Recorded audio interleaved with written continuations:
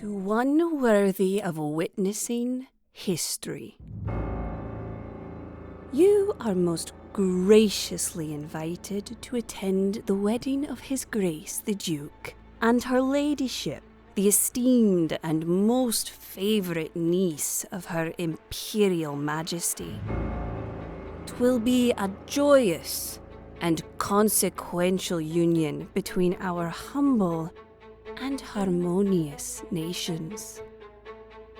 We entreat you to arrive at the court, our modest seat of marble and mirrors, where we, in our wisdom, practice peace.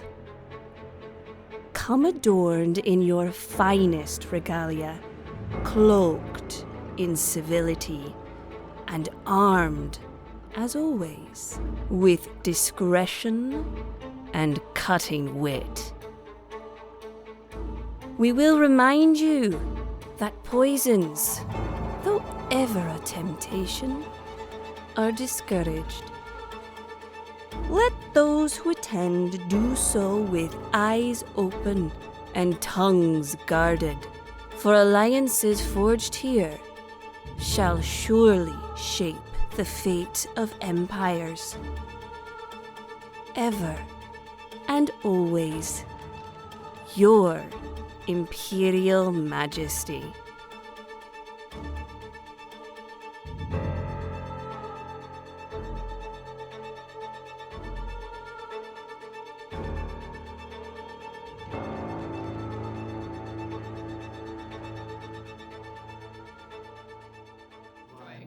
We are live.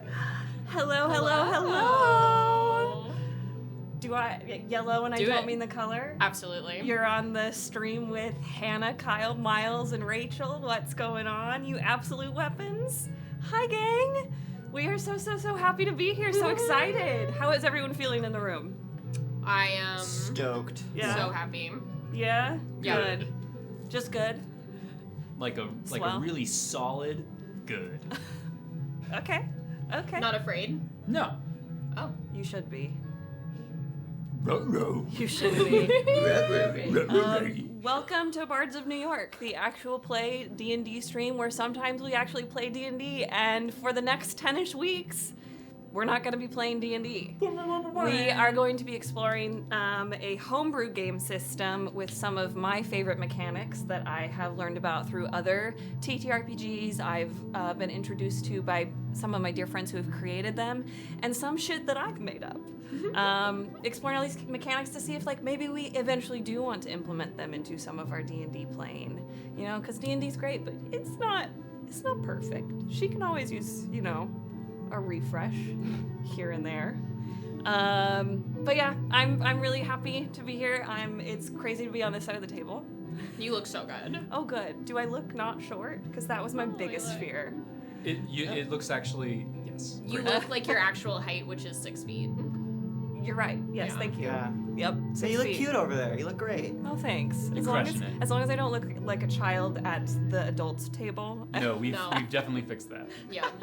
Angles only, baby. The DM screen that was sent to us is wonderful, absolutely gorgeous. The way that our cameras were set up made whoever was in the DM chair look like they were a little kid barely peeking up over the table. Even Will. And Yeah, even Will. So we I know moved the Will and I cameras. are the same height. We're Yes. both 6 feet. Yeah, and Yes, Will- exactly. yeah, Will had to sit on his foot. We didn't want to make Hannah do that. No. We moved the camera for Hannah. No, Yeah. for those who watched Evolution, Regulus Evolution, though, when Kyle and I sat next to each other, I had to sit on a booster seat, so we were similar heights. I don't think I could have done that back here. It would have been weird. Welcome to our session 0. We are going to go over all of the mechanics in this game of Gilded Thrones. We're going to run through the nations that everybody is from. We're gonna Yeah. tease the characters and the connections that everyone is playing, and hopefully get all of my lovely tinfoilers tinfoiling. How you doing over there, Miley, with the sound? Good. We all sound great. Oh, so wonderful. I'm out of the sunken place. Snaps for Miley for taking on the helm of being sound boy. Sorry Thank if you, I suck Miley. at the beginning. I'm Twyan. Oh my gosh, you did a great job. Thank you. The first time I ever did it, I crashed out a little bit. It was when we were Rightfully having, so. There was this like weird high-pitched squeaking at that point, but Yeah, it's a lot easier now, even with the tech gremlins that still exist. yes. Yeah. You usually won't go into an anxiety spiral unless You somebody- underestimate me. Unless If somebody you makes a cup do- of tea and it flips the breaker. Yeah. If you do, you can hold my hand. Thank you. That's why I'm sitting over that here for emotional support. Yeah, thank you. That's the real reason. Do we have any announcements that we want to talk about before we pull a cute little tarot card to start the session 0? We do have the cute announcements. As always, Bard's merch store is up and available. Make sure that you have your eyes on that over the next couple days. I'm wearing some There are humor. actually still a few Dark Age things that are going to be dropping, but more pertinent at the moment, some Gilded Thrones stuff is going to be dropping with our amazing artwork Live. live Wednesday. Wednesday. So keep your eye out. Do we want to announce who's doing the artwork for us for this campaign? Our wonderful Yeah. community member Carmen Porzio. Porzoi, Carmen, correct me if I'm wrong. Porzio. I've only ever read it. Carmen Porzio. So Carmen is our official artist for Gilded Thrones. Grazie Y'all mille, aren't Carmen ready. Porzio. You're I will not spell Y'all it in are the not chat while ready. you vamp. Yeah, it's really, really wonderful.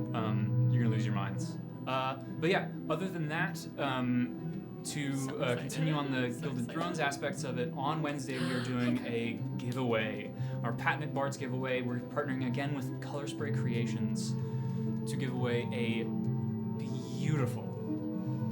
beautifully Yeah. painted D20. It is, it matches perfectly with the theme of this campaign and like the vibe in general. It's gonna be awesome. We're gonna be posting pictures of that soon. But be there. You have to be there at the beginning, and you have to be there at the end when we give it away. So yeah, I did. Yay! I pronounced it well. I did it. And I pronounced it wrong, I I'm moved sure. the microphone. Yep. Wow. Sorry, You're a You're a Carmen. professional now. I want snaps and claps. I moved a microphone. You did, and you did great. Snaps Thank and you. You did a great claps. job. Thank you. It's almost like this was your past job, was tech. Yeah. Not this Not kind. this time. Isn't it all just all the same? All- She is same. technologically Challenged. yes. She's a Not teacher. anymore. Yeah. So Yeah, not so, anymore. Giveaway. Thank you. For on Wednesday, which is the 9th, I believe. The 9th. of Yes. Jilla, and you're already going to be here Yeah. because you're Jilla- going to be watching episode 1 of Gilded Thrones. So Anyways, yeah. be ready.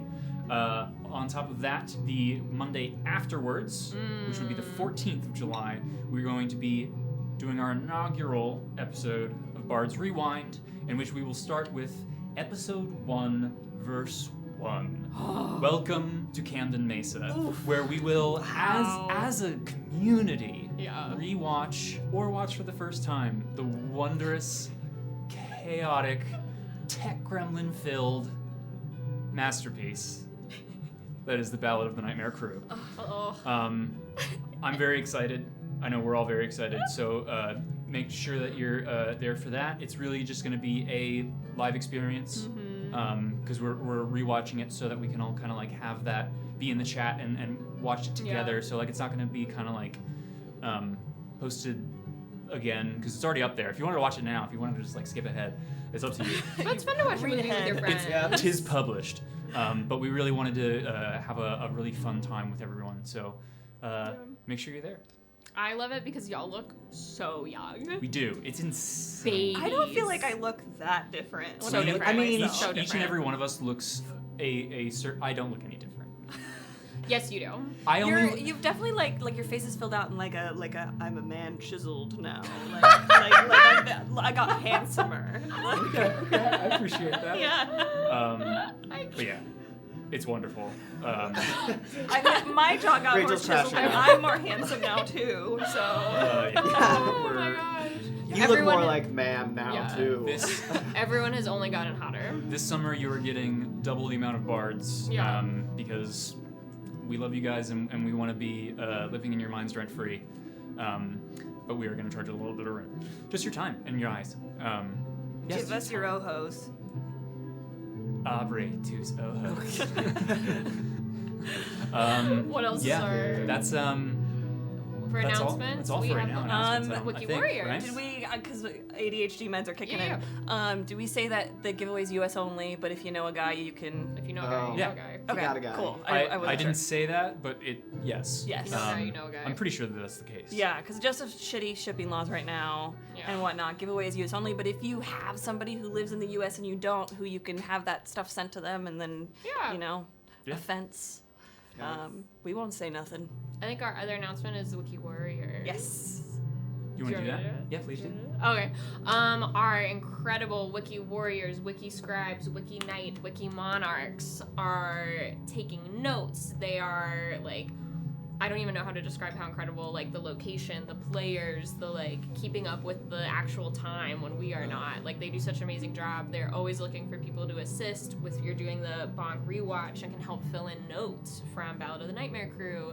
If you're watching Dark Age and can help take notes, like they're always looking for that. If you're rewatching anyways for edits and you want to take some notes, if you're rewatching so you can tinfoil and you want to take some notes, like go to the wiki channel in the Discord and join Discord if you're not on Discord. And they have like weekly to-do list on how you can help. It's actually so organized and very manageable, and we don't know what we would be doing without them. And by wiki, you mean the like wiki fandom site. Yes. It's Wikipedia. It's different. I know. Okay, Yes. I was like, oh no. Just for full transparency, We had to we're not explain to you just- that the box was the computer. The box is a box. However, I am still aware have of to what the explain that. I am aware of what the wiki is because I have put things on the wiki, guys. Sure. I'm just saying you I'm not a started warrior. Off, you just I'm started like off a by lowly saying squire. wiki warriors, Yes. without giving the context. As I love you, I love love you so you. much. I went to C in without the same doing way A that, and like, B. the website's called like fandom, right? Fandom wiki. Yeah, Fandom we have a Wiki. Bards of New York wiki that is like crowdsourced by our community. Yeah. We called them the Wiki Warriors, just for context in case you're new here. Yeah. Hey. They're not just doing it in the Discord. Like it has a place where it's being constructed. I suppose I can see how it would be helpful to relay information in this way. Just context. I'm not sure if I will You're not sure if you will. continue to do that, We but might I'll have try. to. We might have to look elsewhere for the announcement. I'll Good do my luck. best. I'm gonna outsource to Ava. Oh, she's such She's a our good little executive announcer. She producer. tries to talk all Everyone the would time. pay attention. She's just like. Yeah. And then we do subtitles. You know who'd be really good at announcing is Roz, because she likes to scream in your face. Yeah. One of That's these my days. announcement. Amazing, wonderful. Is that all. everything? Is that everything? I- Merch drop? Dice giveaway? Wiki Mondays? So- Wiki Monday. Warriors? Yeah. Art and Shout out merch to on- our very good friend who I don't know if is in the chat, but Anadrel for giving us some lovely, lovely notebooks to write our letters in or notes in, whatever you, the Anadrel. players decide. And they sent me this lovely little Regency mug that when it gets hot, the dresses change from like day wear to like travel wear and stuff. It's so cute. It's got little quotes I love on those it. kinds of So mugs. thank you, that, like, Anadrel. change with the temperature. And then we're also I've drinking some juice, some old juice out of my grandmother's teacups. So I hope you all are drinking some old juice or new juice out of a fun teacup too. I know what you're doing, but I hate it.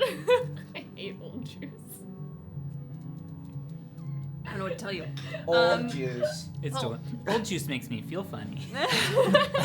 That being said, I think we are gonna pull a tarot card and then we're gonna get started.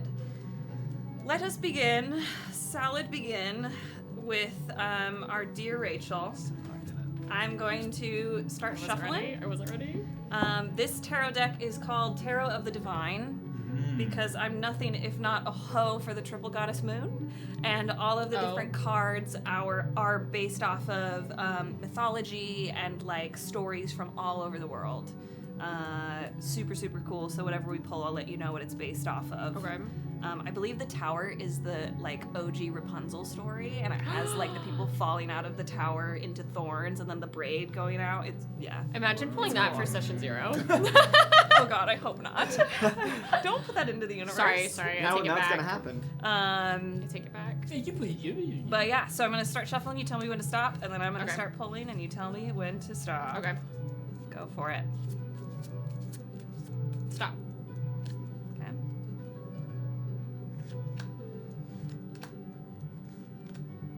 Stop.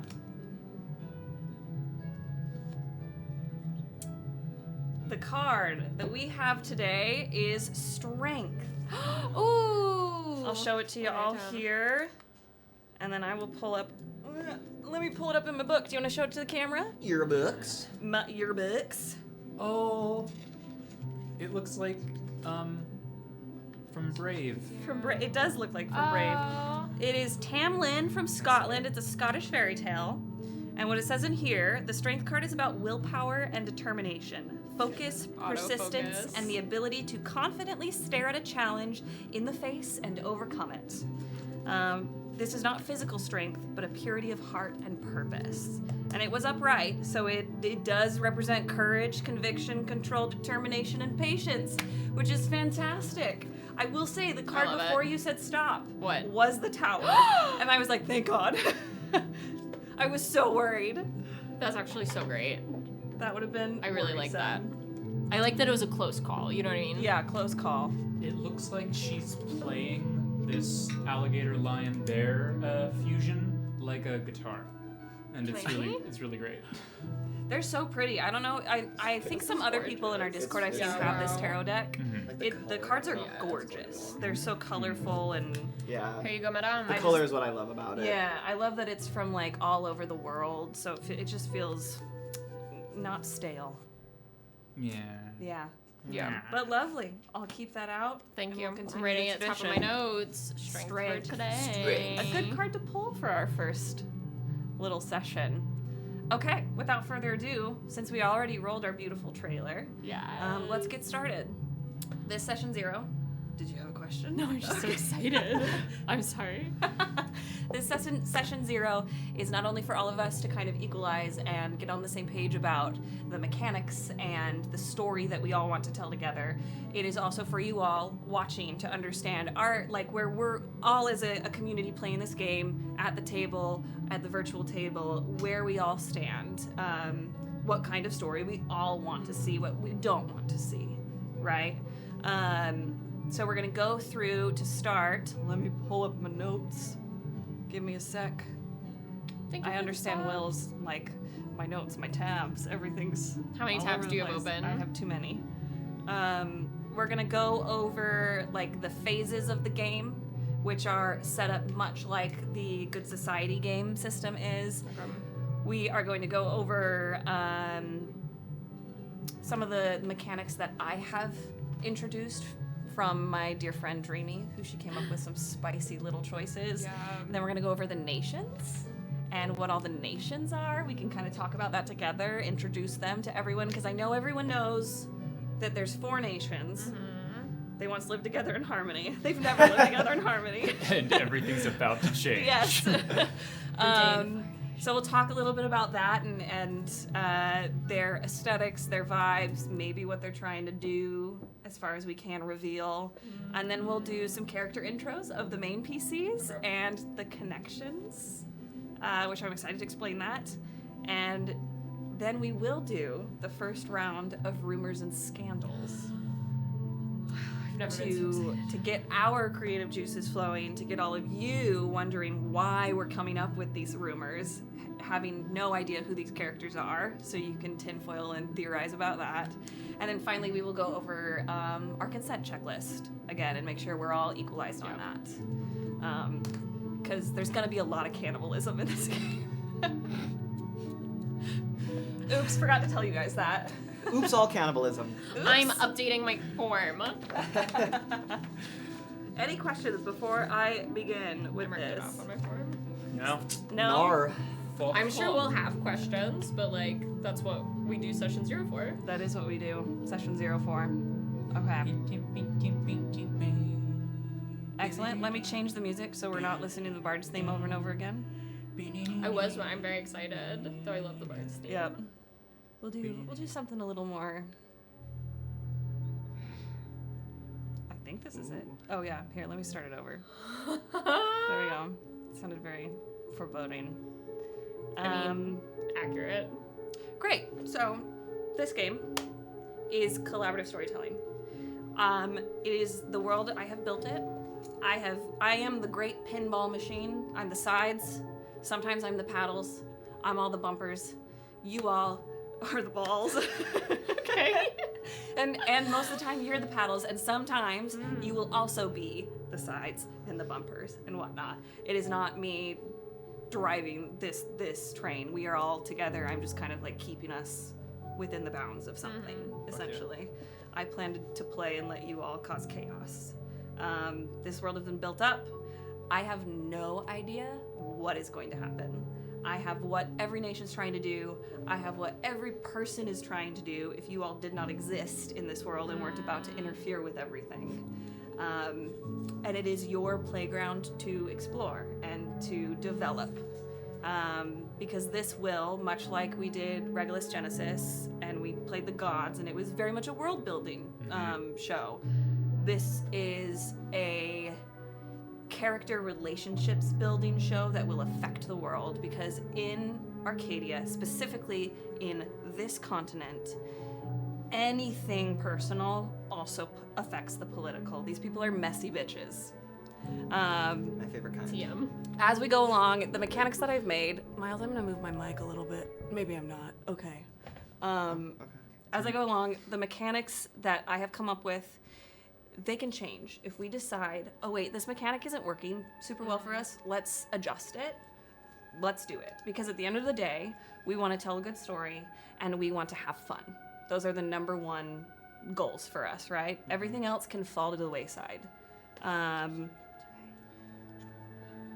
In the early sessions, as we go along, it's going to be very much that, I assume, very much that Jane Austen, Bridgerton, everybody's coming in, everybody's sussing each other out. You all are gonna get your sea legs, including myself, are gonna get your sea legs in these characters, much like you do whenever you start a new campaign, a new story, and explore the inner life of each of your connections.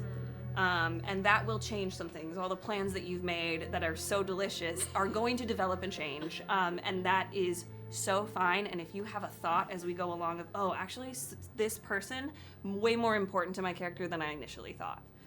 Talk to me. We'll converse about it. We'll figure out how to weave that narrative together. Yeah. Like, it's all, this is for everyone to throw any spaghetti at the wall. And we'll just refine it until we have a story that's going to break our hearts and make us really happy at the same time. We're going to be happy. Do you have tissues ready? Happy. I have a tiny roll of toilet paper. You know what? Add tissues to the shopping list. I am pro toilet paper over Thank you. paper tissues. Really? Yeah, I feel like they're softer on the snoot, and You need to try some better tissues. Like, we get the tissues with lotion in them for our sad noses. oh, like the ones with like the Vicks lotion or Not that you whatever. guys needed to know that, but now you do. Now you know the ins and outs. Miles, I just Our have snooters. those, like, huff sticks. This is not an Yeah, ad. I love those huff sticks. Sponsored by tissues? By Vicks Vapor Rub? Talk to literally us. fixes everything, but Yeah. I digress. Yeah, it does. We're not sponsored. So, let me check my notes.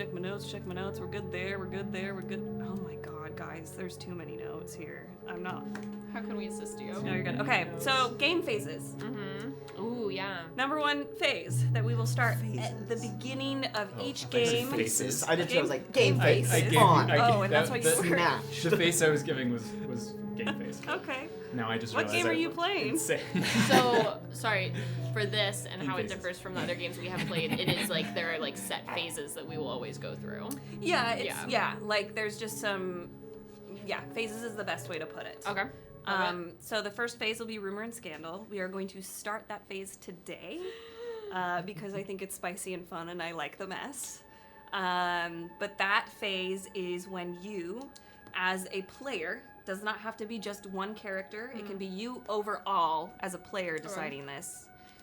Come up with one rumor that is going to get you, going to help you raise your reputation, lower somebody else's reputation, get yourself in a room with another person. You're using these rumors to facilitate your personal plot or somebody else's plot, or to just make it harder for somebody else. One time when I played this game, the first rumor somebody dropped was the bridegroom can't satisfy. And that became a defining character trait of one of the characters. Yeah, it can be anything. It can be anything. Somebody used a rumor once to, like, so-and-so and so-and-so were seen leaving this party together late at night. He gave that rumor, and then in the epistolary phase, the letter writing phase, he wrote a letter to that person and said, hey, I heard this rumor that you were with my brother. We need to chat. That person shows up, and then he's like, actually, I want to talk about this completely different thing. So it's a mechanic that you can use to your advantage. Yeah.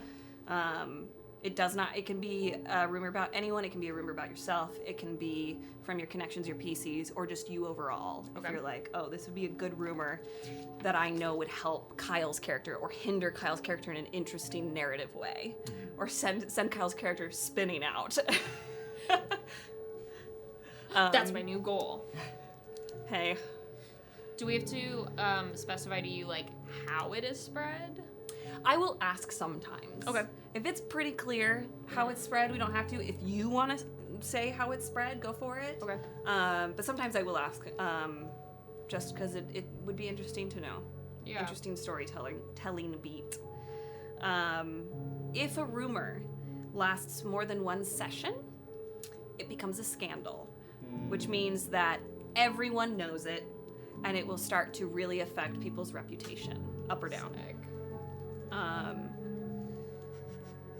The other way that a rumor can become a scandal before the next session is if you came up with a rumor, Rachel, and Miles really liked that rumor, and he thought, you know what, this is super spicy, I'm making it a scandal. You can elevate a rumor to a scandal instead of dropping your own rumor. Okay. I do like that. Make sense?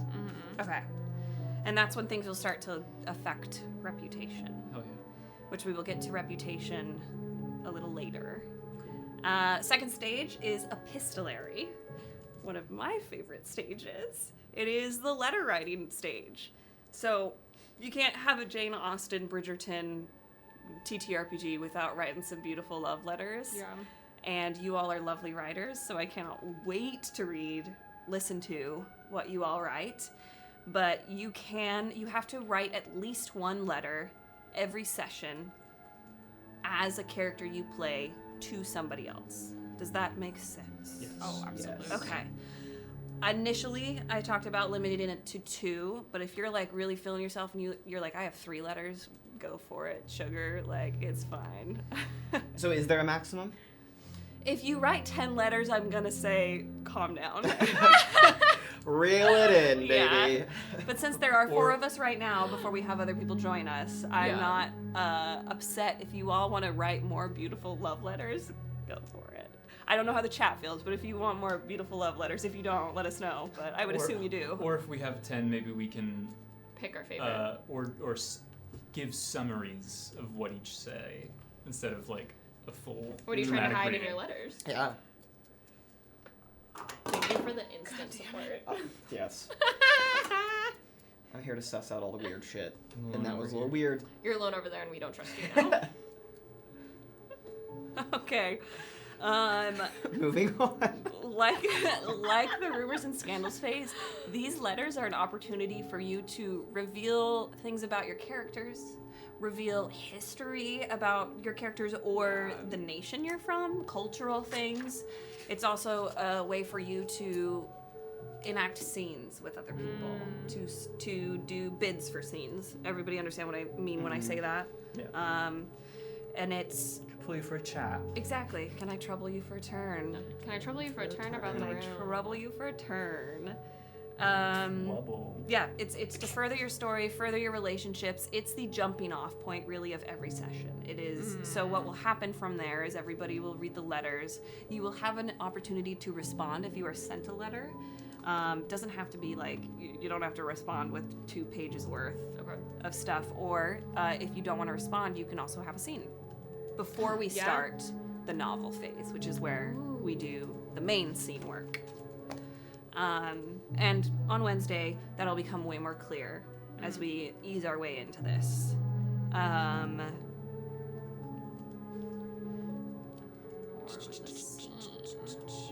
Letters I will be strict on this, must be read in character and aloud. You don't have to handwrite them if you don't want to, but you must read them in character and read them aloud. It is like that in a movie when somebody opens the letter and they start reading it, but then it turns into that person's voice. Like, that's what we're going for here. Cool. That's exactly what this is. So get ready to be flowery and cunty. Always, bitch. Always.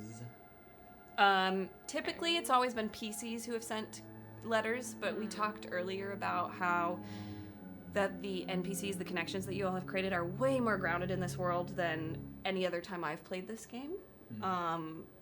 And so feel free to write them as your connections. If that furthers the plot of one of those people or furthers the plot of another PC, feel free to do that as well. I think it'd be spicy, and some of the connections you've made are terrifying, and so to have them write letters would be... Stop looking at me. You didn't make any terrifying connections. You're right. Thank you. didn't. My connections are lovely. Yes. So wholesome. Any questions about the epistolary phase before I move on? Do In you... chat, I don't know if you have questions, but throw them in there and maybe I'll catch them. I do plan on writing my letters physically. Should I then give them to the people they're sent to, like, to hold on to? It's up to you. Okay. Yeah. I always, sent them via Discord or email or Google Doc link. Yeah, because I don't want anyone to forget. Yeah. But that's up to you. Cool. Thank you. You are the hoe of your own garden in that regard. I love being a hoe. What an inspirational quote. Put that on a hat. And I get to be a hoe? Great. Put that on a hat, please, Kyle. I am the hoe of Go my get some own garden. Hydrate or die straight. Necesito agua. Does anybody need it? Just have old juice. I forgot my water as well. I left I'm it on the good. dining table. I'm Gucci. Man, oh man. Gucci Thank Prada. you. Ooh, Nivion asked if letters are written, can we get a picture later in Discord? Of course, I think. Yeah. I think Yeah. we maybe we'll make like That's a a good idea. channel. I'm sure our mods will help us kind of figure out where we can drop these letters. Yeah. Probably somewhere in the Tinfoil Hat Society. Yeah. I like that, and that it can be just one of those things, and that's all we do there is we just post the letters each session. Yeah. Because that's what I was thinking. I was like, I want the people who I write letters to have a copy virtually or physically, so that like little things that I'm planning on doing, like you can easily look back on it. And I also know me, like the weeks between playing seem so long because I always just want it to be Wednesday. And I like want to be able to keep that all fresh. I finished writing one of my first letters for Wednesday yesterday, and I'm so excited. I'm so scared. Chat, we'll get to the connections. We're all going to learn to fear Rachel. That's all I can say right now. I'm You did it excited and already? scared. I mean, I respected you, and I knew you were you had that within you. But this is this show is going to really drive home the point of oh, Rachel's got this darkness in her. It's not my fault, it's Miles' fault. Rachel This is Rachel's a villain Slytherin. arc. No one ever believes me. No, this is this will become abundantly clear. Fuck turfs. Rachel's a Slytherin. Well, the new, we don't have to use Hogwarts houses anymore because everyone will be fighting over which nation they're from, and I think I chose perfectly for me, Yes. Yes. Yes. Yeah. as well as Yes. my character, but it's just so exciting. I'll start with the novel stage because I think Kyle understands it pretty well, as we've talked through it a little bit And if he doesn't, earlier. we'll fire him. Yep. Kick him out. Then there's It'll only be three of us at the table. Ava will play Kyle's characters. Beautiful. The third stage is the main portion of each session. It's called the novel stage. And that's the scene work. That's the RP. So the scenes that come from the letters will then kind of organically lead into the novel stage. Yeah. And with what I have set up is that every session, probably, except for maybe the Mage's Duel, every session is going to be one event. Like a really fancy rich people, fuck Jeff Bezos, wedding, right? Yep, where you like have that. all of these events every day. And so the first session will be, it's called the Feast of Four Nations. Feast of Four Nations. Feasts of Four Nations. Will there be dancing at the feast? Feast of fornication. There's always Feast of dancing. Four- Kyle! I wasn't here. So We're talking There's about no the novel excuse. phase. Dope. So yeah, we will have. Right now, it's scheduled out to be 10 sessions, but I think that we might go over those a little bit, just talking about what's gonna happen. I think we should. We will. Culminating the final session, the penultimate session will be the wedding, and then the session after will be like the goodbye brunch. Like, you know, it's the denouement of everything. And each nation, which we've talked about this, each nation helps host an event. So I don't know if we want to talk about those events, but like, you all have happened to be from a different nation, and so you all are getting to kind of help create aspects of those events. Maybe when we introduce the nations, we can just say the title of what event that nation's in charge of. Yeah. We don't have to like describe it. Yeah, love it. Yeah. Love it.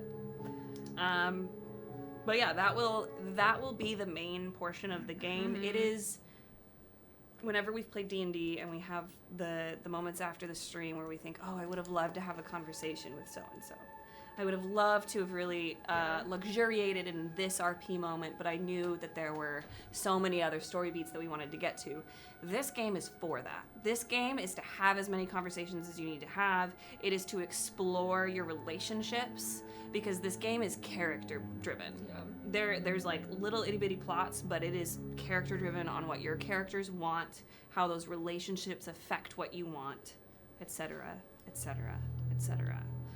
And then after we've all done that, we will wrap it up. We'll, make sure everybody is feeling good, feeling fine. And I will always check in before we end to see if anybody wants to do any more scenes. And we'll say goodbye and we'll be on our merry way well before 2 a.m. No offense to Will. Thank you. It's so much fun playing that late, but I get sleepy. I know, but I hate leaving. I feel so sad whenever I leave you guys. Yeah. But Will is here. I will. We love you. Squilliam. Each time it was necessary. We love 2 you. a.m. Oh. gameplay was peak. I would have played till 5 a.m. 100%. Yeah. Absolutely. Especially your busboy ass having to leave. We had to do it. Your busboy ass. We're not on a set deadline for Gilded Thrones. So if it was supposed to be 10 and then someone like destroys a whole nation and we have to like continue playing, or someone like messes up something, we'll just add more Wednesdays. Yep, more Wednesdays. Yeah, there's no... It's, again, like Genesis and Evolution. Those were, like, super chill, short, cute little sessions, William. So it's gonna be like that. I hope. Unless you guys cause an international incident. Not me. Possible. Okay. Not me. Okay. I'm very chill.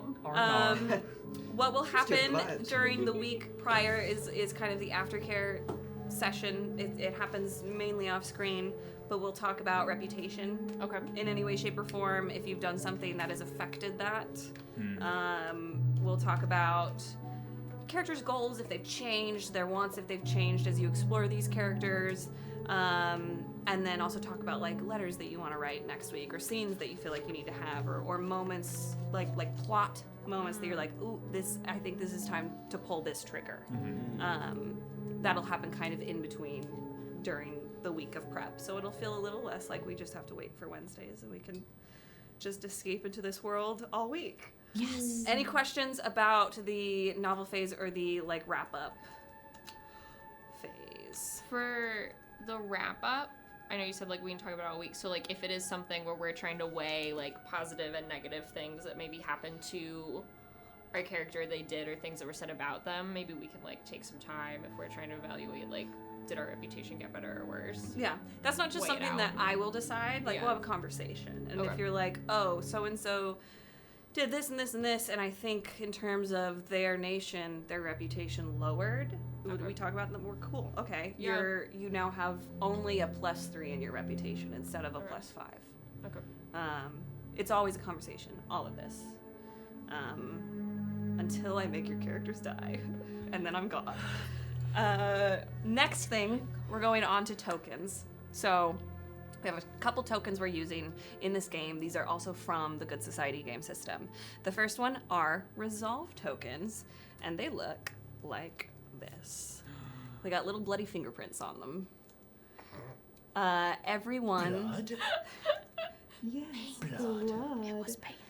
Everyone starts with 2 at the beginning of the game. You only get 2. Okay. You can earn more in certain ways, but you only have 2. They don't refresh every session like the other tokens will be using. When I said that sometimes you become the pinball machine, this is when you become the pinball machine. If there is something that you want to happen in a certain way that you think would be narratively interesting for yourself, for another player, you can play this resolve token to make it happen. Okay. An example I've used is that I played this game once and I knew 2 characters were kind of flirting, maybe had something going on, and so I used my resolve token in a maze to say the maze shifts and changes, and those 2 people are now in the maze together, and it leads to each other, and they have to have a conversation now. Okay. And everybody who was involved in that choice agreed, and so I paid the token to the game master, the facilitator. If Miles was trying to do some kind of cool ass magic, and I thought narratively, Ass magic? cool ass magic. Cool ass magic, bro. Very It's on the par for the most- Minshews. It's the most important kind of magic in I the didn't know we world. had all magic in this world. I chose I'm something an so ass lame. magician. Yeah. Thank you very much. I just chose fire. Crazy thing to put on your resume. If Miles is trying to do some ass magic, Oh my god. and I'm like, it would be more interesting if this failed, or if it like affected somebody else. I could then try to play this resolve token on Miles's character, and what would then happen is we would go into a negotiation, where you could then accept it and say, okay, yeah, Just point blank, yeah, yes. you know what? That's a great idea. I love that. I want to see where the consequences lead. And then what would happen is you would take this token and you'd I get would have another another one to play. one. Okay. Yes. Okay. If you play it on another person, they get that token if they accept it. Cool. Okay. You can, if you're like, I like that, but what if we did this? You can kind of, again, negotiate and say, okay, well, yes, but what if it's this instead? And you both kind of talk it out, and you're the directors together. You're deciding what's going to happen. Cool. You can also flat out Deny say it. no. Yeah. If it's That's negotiated, is the token still paid to that person? Yes. That you okay. Okay. Yeah, because it's still happening to Okay. you. Cool. Yes. Are you allowed to spend 2? Like if you really want something to happen and someone's kind of resistant, could No. you offer It's like 2? sorcery points. No. No. Okay, it's like not. one. Yes, Okay, it's cool, one. Cool, cool. Consent is key. I want No, I know. I didn't mean to If like. you're like to a like sweeten nuclear the bomb deal. comes. Yeah, not to like make a no a yes. To sweeten the deal because then you have more to spend. That's more what I meant. Yes, I mean, and the They're game. smart to say no to me. The game is we don't want everything to succeed in this game. We want people to have Yeah. to struggle. We want people to fail with things, Yeah. because that is when Juicy. we find the largest moments of character. Yeah. So don't be afraid to allow your characters or your connections to fail, to fuck up, to not be good at something, to fall on their face. That is what this game is for, and it's how you then recover, or how you move past it or move on from it, or don't, that will reveal to us who your people are. Yeah. So allow for that to happen to you. Yeah, but the other note I've written here is just as a reminder, like, think of yourself as the cinematographer in these moments. Like, in what you think would help the plot, help move things along. Yeah. Questions. No, I just really love it because I just love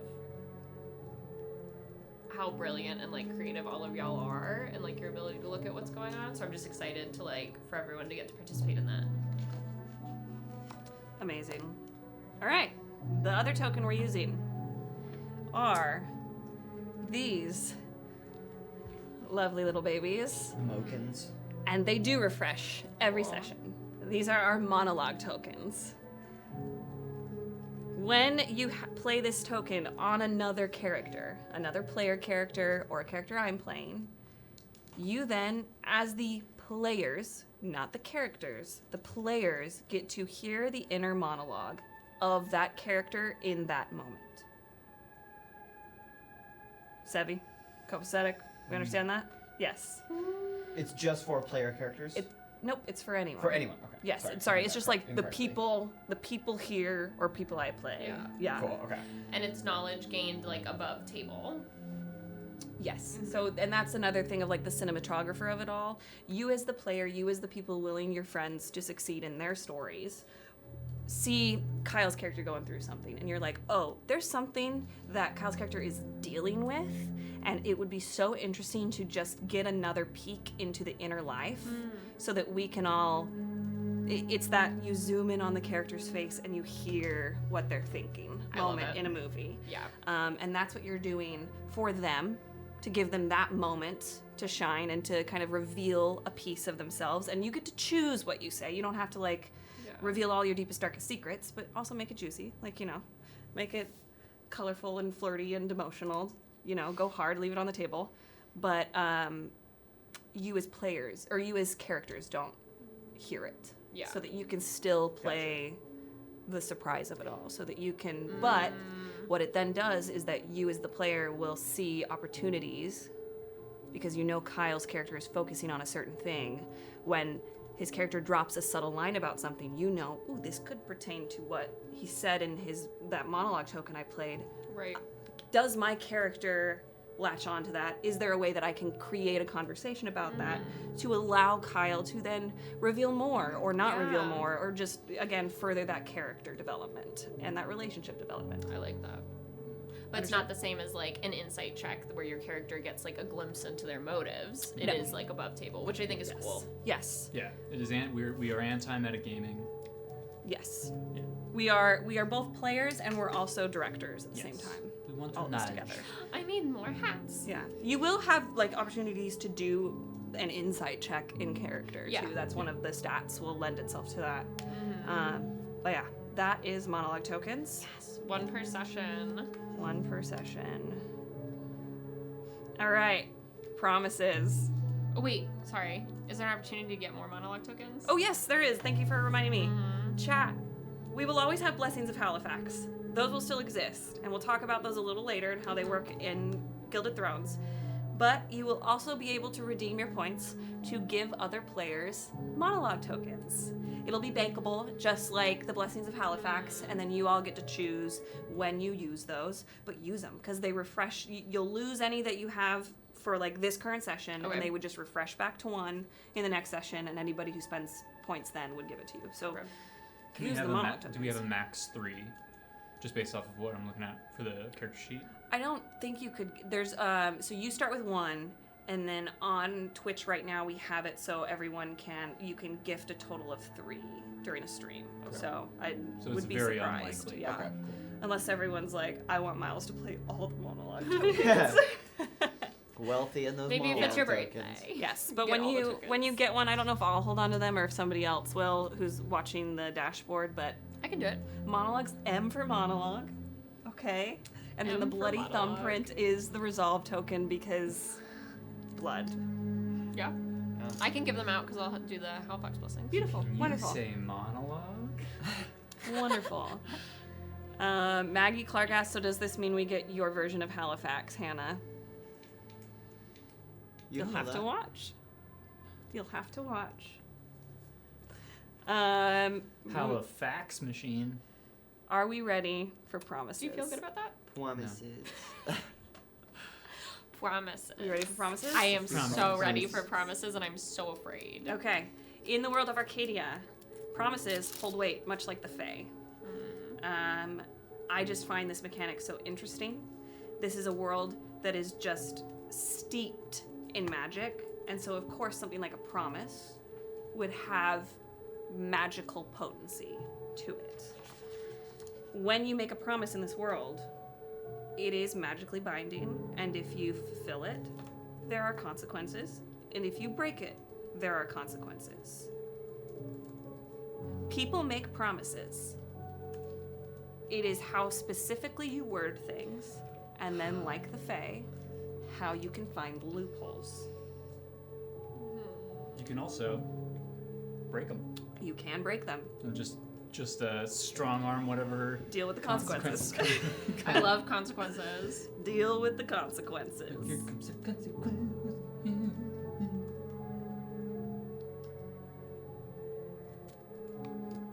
You all have come up with promises. You've told me them. They're all very juicy. We have talked about. Give me a second. We have talked about that in your character creation. I asked you all to create characters who had things that were in diametric opposition to each other in terms of your wants, right? It's like duty versus heart, that sort of situation. And you've all come up with very interesting, very compelling things. And those promises have played a part in either the thing you're trying to get, getting in the way of it, or pulling you in a completely opposite direction. I think you've all done a great job, but just so like the viewers at home know, that is what's going on in terms of character creation. Everybody has a goal, and everybody has something that is pretty much working directly against that goal. And it all has to do with the people around you. It is not somebody off screen. Yeah. It is the people in this room, the characters that we're all playing, the people who are in the court, so that you have to deal with it. But maybe you can like fulfill your promise and still do the other thing you want to do, and it's like those very successful sitcom episodes where the kid takes 2 dates to prom and they never find out about the other one. Is that what you're planning on doing? Based on Hannah's expression, I don't think it would My be brain just successful. melted. My God. Cooked. Yep, but I will be throwing temptations in your way for these promises, for you to break them. Excellent. So, it's not my job to give you a happy ending. That No! Hannah! No, go Go away. for it. Roll through it. Keep going. There's something about No. this fucking chair. Should we change the chair? It was the no. Here's the thing. Do we It need a was chair? the right thing to say It in was. that moment. You just It paused. You just- makes you- sense. yeah. It makes sense for the themes. It makes sense for the fairy tale aspects of it. You're there. It's just this room. Don't blame the chair. It's Blame- the room. It's us. It's just I think us. we're just really bad at like when to take pauses and breathe. Oh, it's not my job to give you a happy ending. You just said the same thing! That's a full sentence. That is a full sentence. I thought you were It gonna is say, also- but like I'll allow you like option, blah, blah, blah. You know what I mean? I'm gonna give you Yeah. I'm gonna give you the obstacles. Yeah. And I want to see your creativity and figuring out how to find that happy ending for yourself. Stop! I need to go home. My mom needs Oh me. my god, it's instruction. Anna Drell, come pick me up. I'm scared. I'm not meaning to do I this. hate. We all do it. It's not just you. Jesus Christ. But yeah, I think I told you guys last night, I was telling Woody about some like overarching things that won't pay off for this campaign that will be later, and Woody was like, well, how do you solve it? And I said, that's not my problem. That's y'all's problem. Tea. Be figure it creative out- enough to figure it out convince me later. that that could be solved that way. I just give you the problems. Yeah. Everybody good on promises? Chat, you good on promises? I think so. For now. I didn't see any questions. Just fears. Okay. Reputation. Anytime I've played a version of this game, and this is a new version, this is a Frankenstein version, but anytime I've played this game, we've kind of axed reputation. It just like wasn't serving the story. If we go along and we decide that reputation isn't serving the story, we can axe it. Doesn't matter. But right now, the mechanic that we've created is that reputation is on a sliding scale. So you have -5 to +5 that you can add to certain roles. Okay. Okay? So if you have a really, really high reputation and you're trying to get a very high up noble from another court to give you some information, that would then factor into that roll, right? And I'd say, okay, we'll roll a charm check and you can add your reputation to it. I ask that you keep track of what that reputation bonus Yeah. is, and we'll talk about it, what you have starting and where we go as you interact and fuck everything up. My favorite thing to do. But that is how that is going to work. For negative reputation, like if you want you want to get in good with like the shady cult leaders, there's always got to be a cult in every TTRPG I play. If you want to get in good with the shady cult leaders and you have bad reputation, that might help you better than being like a goody two shoes, well-regarded person. You know. Everybody good on reputation. Looks like you have a question. I do have a question because I just realized I think in some of our character planning, I think some of our characters have very different reputations within their nation and outside. Mm-hmm. Do we have like 2 separate reputation scores? It is your reputation as perceived when you're in the court. When the court. Cool. Yes. Thank you.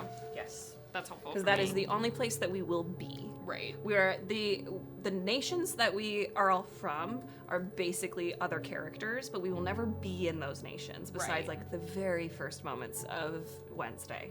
Okay. Everything's going to happen at the court. It is like a bottled situation. Thank you. You can't get It's a you bottle can't. episode? It's a bottle episode. Nobody can leave. You're stuck there. I actually live at this table for the next 10 weeks. It's like Wicked Eyes and Wicked Hearts, where you're just at the Winter Palace and you can't go anywhere else. So good. Everyone good on that? I think I'm good. All right. I'm excited. Magic. We're going basically soft magic. Flaccid magic. It's the most deliciously flaccid magic. I hated that so much it was hard for me to say. Why did you? I'm on a roll. Trying something new. Yeah. I love it. Yeah. Experiment. This is a collaborative storytelling. Yeah. I want you all to explore creatively what you do with your magic. Everybody has magic in this world, even if it is just like at the base level cantrip magic. The only people who don't have magic are those who have had it stolen, which we will talk about when we talk about the nations.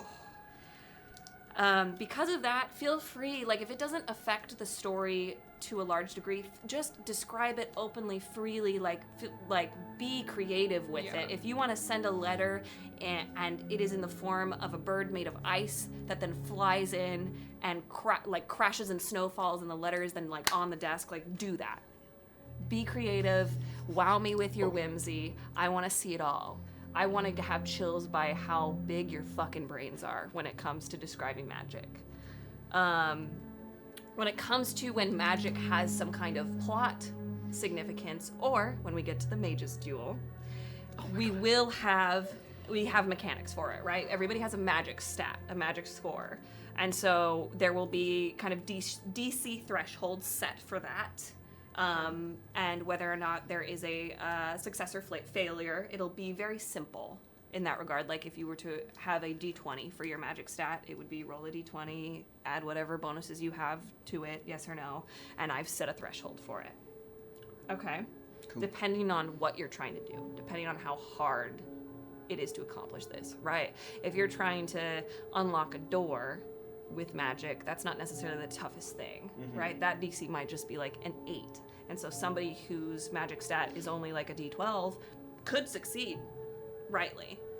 Somebody who sucks at magic probably isn't great at the intricacies of picking a lock with magic. And so if their magic stat is a D4, unless they've got some pluses and they're lucky, they're not going to succeed, and that's fine. Just like we talked about, sometimes you're not good at things, and that's okay. We're min-maxing here, essentially. Love it. My favorite thing to do. But I will say, if you want something to categorically succeed, you got those resolve tokens. So you can use those for magic. Use them sparingly. They just don't refresh. When you do use magic that is significant, I will ask you certain questions, like if something goes wrong with the magic, it doesn't work. If your roll doesn't succeed, I will then ask like what part of magic works, what part of magic doesn't work. Does it affect somebody you didn't mean for it to affect? We'll ask those like role play story questions, so it's not just like and it doesn't work. I want there to be some kind of narrative significance to it that we can work out together and brainstorm. Makes sense? If it succeeds, then it's like, what does this cause emotionally within the character when this like succeeds? Or how does your magic change the environment around you because this magic happened, or what does it reveal about you and your magic? Because everybody's magic it's kind of like their fingerprints, right? So it is unique. Lean into that uniqueness when we have these conversations. Okay. Cool? Yep. Understood? Gruel. Gruel? Gruel. I'm so excited for the magic of it all. I'm such a whore for soft magic, for flaccid magic. Or Okay, this is where I live. speaking of stats. I wrote Yeah. soft AF. Soft Soft as fuck. Speaking of stats, I have my dice out. Stats. So I have come up with these stats because all the stats that I found in all the TTRPGs just didn't have the Jane Austen flavor and didn't fit the world that I wanted to play in. So I made them up. So if we start playing them and we learn they suck, we can change them. But the stats are as follows. We have wit, charm, brawn, fight, nimble, and magic. Got it? So wit, it's your sharpness of mind, you know? Sharp tongue and mind in social situations. I've written some examples. So if you want to like outsmart an opponent, if you want to make people laugh, if you want to investigate, understand something mysterious, it is very akin to like an intelligence score from D&D, but just with like a little more wiggle room when it comes to RP, right? That is wit. Brawn, your raw physical force, your resilience, your ability to dominate, like with even just like your presence, kind of like that intimidation check kind of stuff, or just like your toughness. You know, can you withstand non-magical effects? Can you lift things, wrestle people? Can you physically intimidate somebody? Like that kind of stuff. That is brawn. It is separate from fight because not everybody who's good at fighting is super roided out and buff. Yeah. So the next stat is fight, which is your skill, your precision, your instinct. Could just be your instinct on how, like, think like samurais when you like read another person. Yeah. And you're trying to decide what move they're gonna make and you're planning your own move. That is that instinct of fight. And that can be with fists, blades, magic. If you're using magic in a particularly violent way, we might have you roll like a double check of magic and fight just to see like how well that magic is able to get that thing done. Yeah, it's more about your intuition in combat situations and that overall skill. Okay. So like if Scrappiness. anybody duels, I wonder who will duel. do we have to get gloves so that we can like throw that? Yeah. That'd be great. The next next stat that I'm going to go over is magic. We've talked a little bit about it already. It's your innate connection to, your control over, and your instinctual grasp of magical forces, right? Whether that be from your natural arcane magic, if you have some kind of divine magic, that will play more into if you are from certain nations who believe in a god, or when we play D&D, that will, in this world, that'll play into it more, the divineness of it all. But regardless of you all having magic, your skills with magic and certain types of magic are different, right? So that you have all decided how adept at magic your characters are. Which I'm just very interested to see in a world where magic is so common. How much does this affect your interpersonal relationships and your reputation? Because some nations value people using magic more than others do. And that will play into how you perceive people and how others perceive you. Next stat is charm. That's your charisma stat, baby. Yeah. Get that That's riz. your ability to attract, to influence. It's your personal magnetism. And so if you want to seduce, if you want to deceive, if you want to talk your way out of trouble, if you want to get someone to reveal something that they might not have intended to reveal, this is what we're going to use charm for. Cool. You know? Every conversation I have. Every conversation. And then the final stat is nimble. That is pretty much your dex score. If we're likening it to D&D for the chat, your dex score. And that I have written the refinement of movement. It's your agility, your reflexes, any kind of finesse that you may have physically, and it's just how gracefully, how adeptly you move through the world. And that includes curtsying, bowing, and dancing.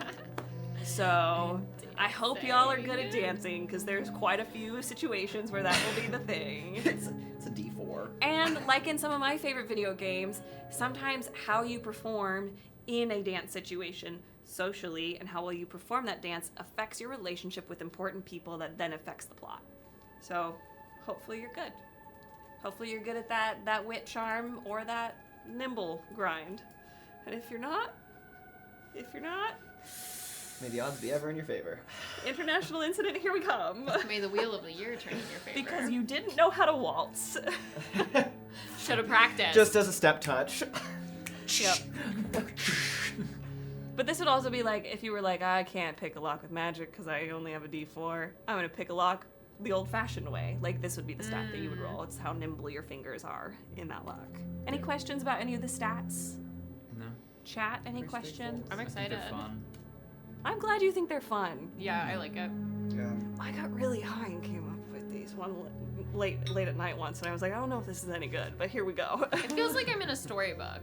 Oh, good. You know? With a happy ending. Nope. I don't think in mine. No. Remains to be seen. Well, in my story, We'll see. Yeah, I like it because it kind of like it We'll see what happens.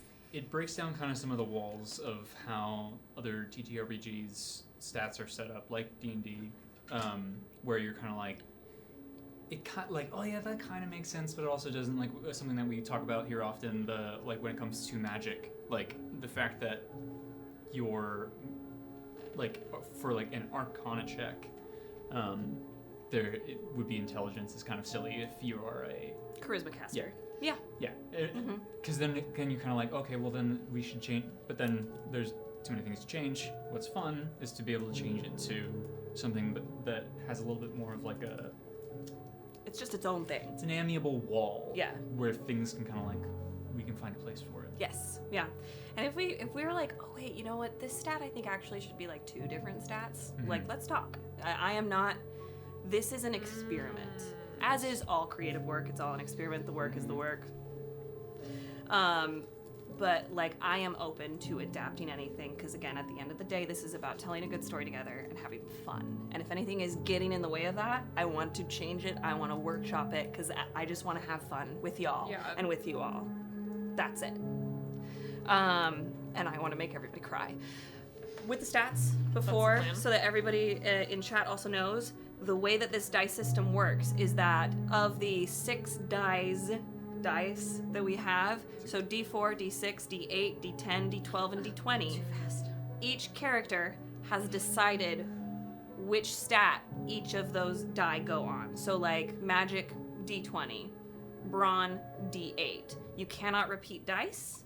And then when I ask for like a wit check and you have a D4, that is the only die you get to roll, unless you have a Blessing of Halifax, you have a plus to reputation, or you have this other thing that I'm about to talk about. Does that all make sense? Did I explain that well? Because I just went into a fugue state. Yeah.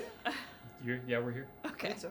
And I think we decided we each get. I don't know if you already said it. I'm about to talk about it. Okay, never mind. Yep. So on top Then of that, that's so you must use each die exactly once on one stat, no duplicates. You get an additional 6 points to allocate to any stat in any amount to ensure some amount of success in certain skills. So if you're like, okay, well my wit is a D20, even if I roll a 3, we all fail at some things even when we're good at them, right? Yep. Even if I roll a 3, if I have like a +5 in that, I won't fail as hard, right? And then you might have a Blessing of Halifax. You might have a reputation bonus to that roll. Like there's other options there. But if you want to ensure some amount of success, you can then add some points. So for example, I've written like if I had a wit stat of a D20 and then I put +5 and then my magic stat was a D8, but I kind of always wanted to like be at least a little good with magic, I did a +1. So I have 6 points there. That's how I've allocated them. Make sense? Yeah. Amazing. That was a mechanic that Kyle came up with. It was not my idea. Yeah. So, It's fun because snaps for Kyle. Collaborative storytelling. Yep. Because if it's just the dice, then the probability is technically the same on each one of them. Yes. But we like failure. We do. I like failure. being a failure. Yeah. But if you're good at something, your failure is usually a little bit better than somebody who's bad at failing. Yes. Or Yes. who's bad at it. It's right? so fair, and that's why we added this. Yeah. It Or was maybe great. you trained really, really hard to be good at something, so you should get a little extra. Yeah. Like, yeah. Precisely. Yep. Okay. So, and Yeah. the Weird way example. I asked my characters, Cool. my players, to make these characters thinking narrative first. Mm-hmm. So they built a person, and then from those people, their experiences, what they want, how they've grown up, then we assigned the stats, so that we could really focus on the character work, on the world building. And I'm really excited to see how that affects things. The only other thing, Blessing of Halifax, it's a D6. You can add it to literally anything. Slay. So save up your points for those Blessings of Halifax. Our Yeah. Hedron god will be with us in one way, shape, or form. Let me go back to my other notes. Maggie, can you gif how good that wink was, please? Just of that. It's kind of greedy. I'm sorry, Maggie. I take it back. Okay. When Abria was here, and she was just like, for free? For free. She's like, don't work for them.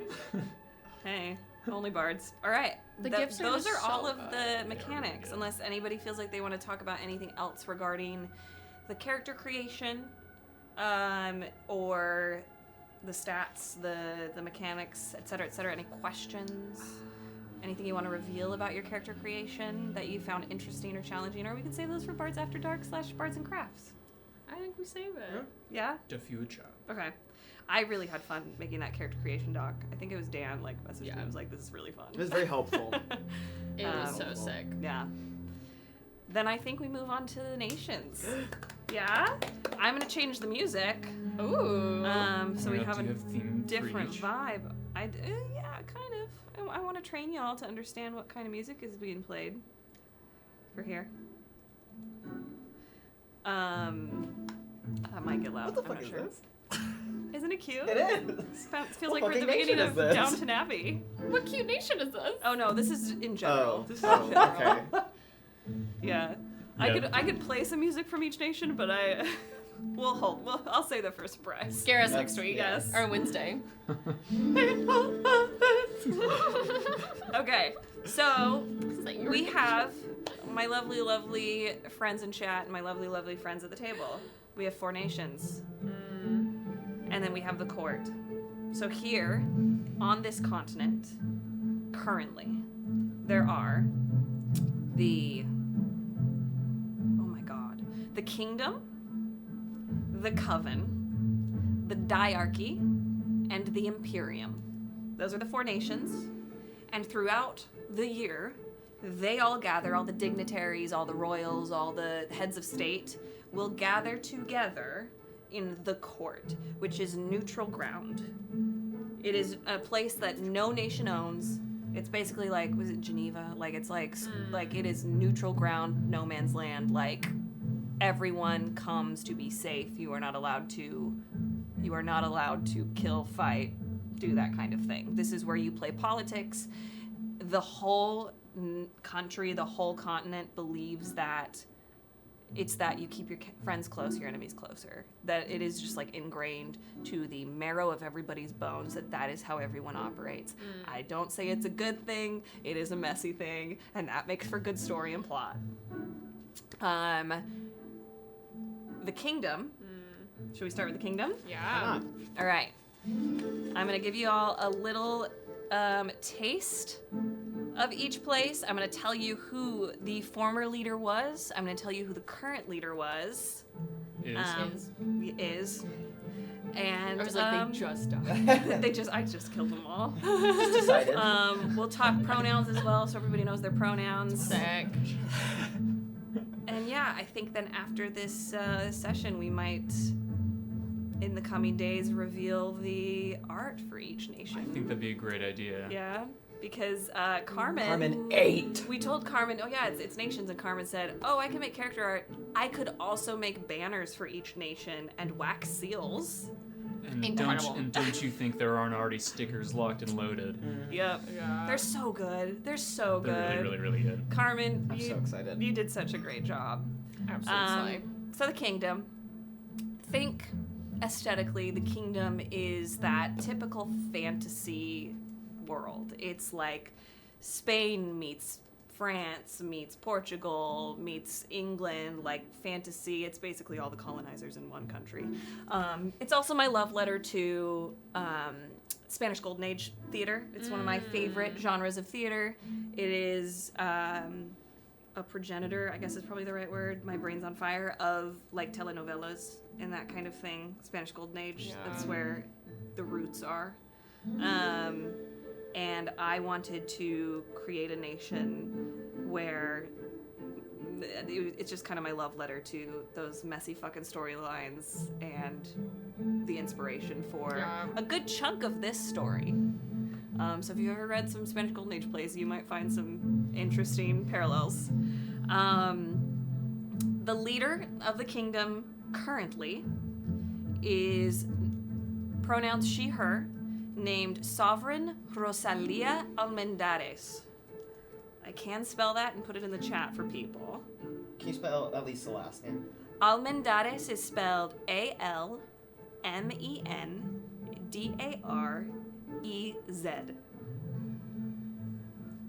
Rosalia is spelled like the reggaeton singer Rosalia. Okay. Spelled how it sounds. Yes, exactly.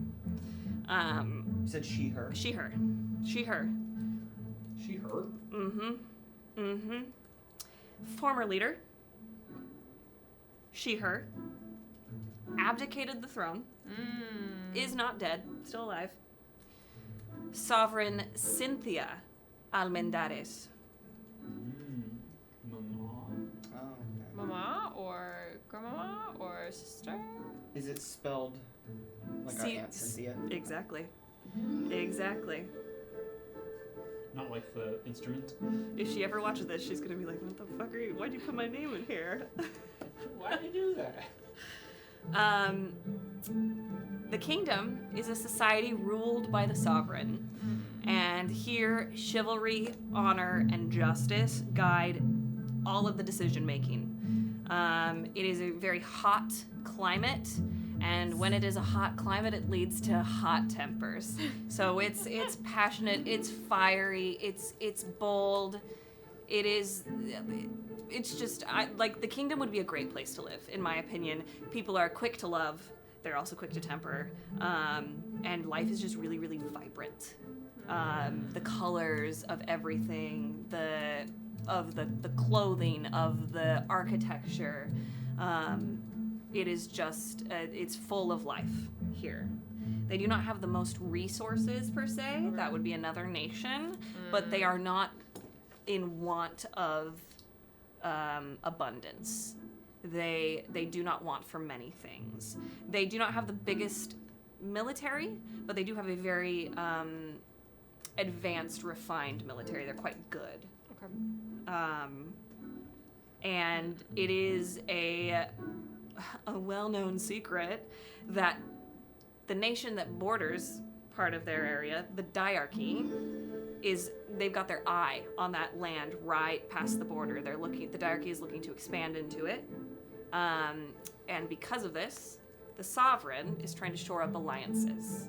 Everyone's afraid of the fucking diarchy, and the kingdom doesn't want to have to deal with it. And so they are looking to shore up alliances, and that is why we have this wedding happening. The Duke Castillo, who is a cousin of the sovereign, is set to marry a person from the Imperium, which we will get to them later. But that is the whole reason, is the kingdom is real scared about being invaded, and so has said yes to this alliance with the Imperium. To the dress. Yes. To the Yes. dress. Literally. Yeah. Sick. Say yes to the dress. Sick. All right, the Coven. The Coven Which is Current leader. She, her. Name is High Priestess Ilyn Glomewalker. People don't have last names here in the Coven. You have a first name and you earn your title. And that title stays with you until you go night-night. You take the long sleep. Could you spell Eternal Ilyn? slumber. Ilyn is spelled I-L-U-N. The Coven is a matriarchal magocracy. So, like we were talking about how some nations value power more than others, the kingdom, everybody has power. They don't really give a fuck. They're like doing other things. They're trying to broker peace a lot of the time. The Coven, magic is everything. Signs, portents, prophecies, that is what guides everything these people do. It is that blessed be triple-faced goddess. It like lean into the witchiness of it all, everybody, because this is what the Coven is. The former leader, deceased, pronouns she, her, High Priestess, Dulcamara Voice Eater. Dulcamara is spelled D-U-L-C-A-M-A-R-A. And Voice Eater is with a dash between the two. Is the second E Capitalized? Yes. Cool. Voice You Eater. said she dead, right? She's deceased. That is how people secede in... That's how they succeed. No, succeed. So my brain is on fire You're right good, now. you're good. You're doing such an Roll through it, amazing Bree. job. You're killing it. You're the Really. avatar. This is so fun. I'm so excited. I'm glad. You control 04. That is, you do not get a new High Priestess until the old one dies. It's the maiden mother crone, you know? Yeah. The crones are the people who know the best shit, who are the most experienced. We love our crones. Yeah, but not in America. This is in the Coven? We don't need old people. Oh, no. Anymore. There should be an age limit on Congress. Yes, I agree. At a certain point, You don't order fries for the table right before you're about to leave. This is Coven, C-O-V-E-N. Coven. Yes. Coven. Excuse me? What else would it be? I don't know. Why did you just spell it for me I'm then? confused. I was worried because Coven and Congress both started with C-O that you were confused. You're right. Mix them up all the time. Hannah said coven, and I was like, did you mean Congress? Like fucking clickbait? I don't have to take this. I'm going I thought I was being funny, but then I had to explain the joke, so now it's decidedly not funny. No, that was Stupid. funny. So, Majorocracy, led by the High Priestess. If you excel in magic, you rise in the Yeah. ranks. There are families who are considered the upper echelon of the Majorocracy who tend to have more magically gifted people, but anybody can rise up. Like if you're born a commoner and you just you got that dog in you, you can become the High Priestess. Yep. Yep. Yep. The Coven, because of their connection to nature, because of just witchcraft and that kind of aspect being so inherently tied to the natural world, the resources within the Coven are the greatest. They have it in excess. The other nations ask for their resources, and that is why the other nations have to play nice with the Coven, because the Coven doesn't always play nice with the other nations, besides the Kingdom. The Coven has a soft spot for the Kingdom because the current High Priestess's elder sister was raised as a ward alongside the current sovereign of the kingdom, Sovereign Rosalia Almendares. And so there's that childhood friendship love, that, your family sort of situation there. So the Coven is very kind and loving to the kingdom. They're not always to the other places, but everybody has to play nice with them because they got those good resources. Also, there have been disputes for literally centuries between the Coven and the Imperium, there is a piece of land between the two of them that both the Coven and Imperium claim to be their holy land. So it's kind of like in North Korea, the line of demarcation? No, whatever that zone I'm is. just really happy you almost said North Dakota. North Dakota. North Dakota, North and South Dakota, they don't like each other. That famous war. Imagine that shit's been happening and we just didn't realize. Dematerialized I know. zone. Thank you very much. We're very focused on the East Coast. It's very much like that. There is kind of like this Materialized, demilitarized. We're so close. guys. It could be whatever word you want. It's your world. I am so smart. I know. Dematerialized zone is a domain expansion. Maybe that's what that is over there. Dematerialized. You step through and you're not But allowed. so that Instantly vaporized. for my mental map, Imperium and Coven are next to each other. Imperium, Coven, Diarchy. The Kingdom and the Coven are like kitty corner from each other. Catty corner. Kitty corner. And then the Oh, diarchy. you say kitty corner. I Titty love that. corner. Yeah. Okay. Okay. I'm here. Yeah. Thank you. So there's been lots of disputes, and I know some of your characters have been involved in that or know about some of those disputes Yeah. between the Imperium and the Coven. We good on the Coven? Do we have any questions? No, I love it. All right. So we will move then to the Imperium, since we've been talking about it so much. Mm-hmm. The Imperium. I'm not going to explain how the Imperium works because the name will tell you exactly how that works. The current leader, they, she, are the pronouns. Empress Andronica Sarovei. Sarovei. Sarovei. Kestrel's spelling it in chat. Kestrel, you are a god. Thank you. Andronica is spelled Androniki. IKI? IKA. Okay. Androniki? Oh my god. I'm so sorry. Sarovei is Sarovei. Sick. Former leader, now deceased. That is how people get to the throne next. Not by killing them, but they die. Pronouns they, them. Emperor Xerxes Sarovei. Xerxes is spelled with 2 X's. XX. Xerxes. XOXO. Was that the parent of Andronica? Grandparent. Grandparent. You said they, them. They, them. Yep. Grandparent of We love a they, them. We do love a they, them.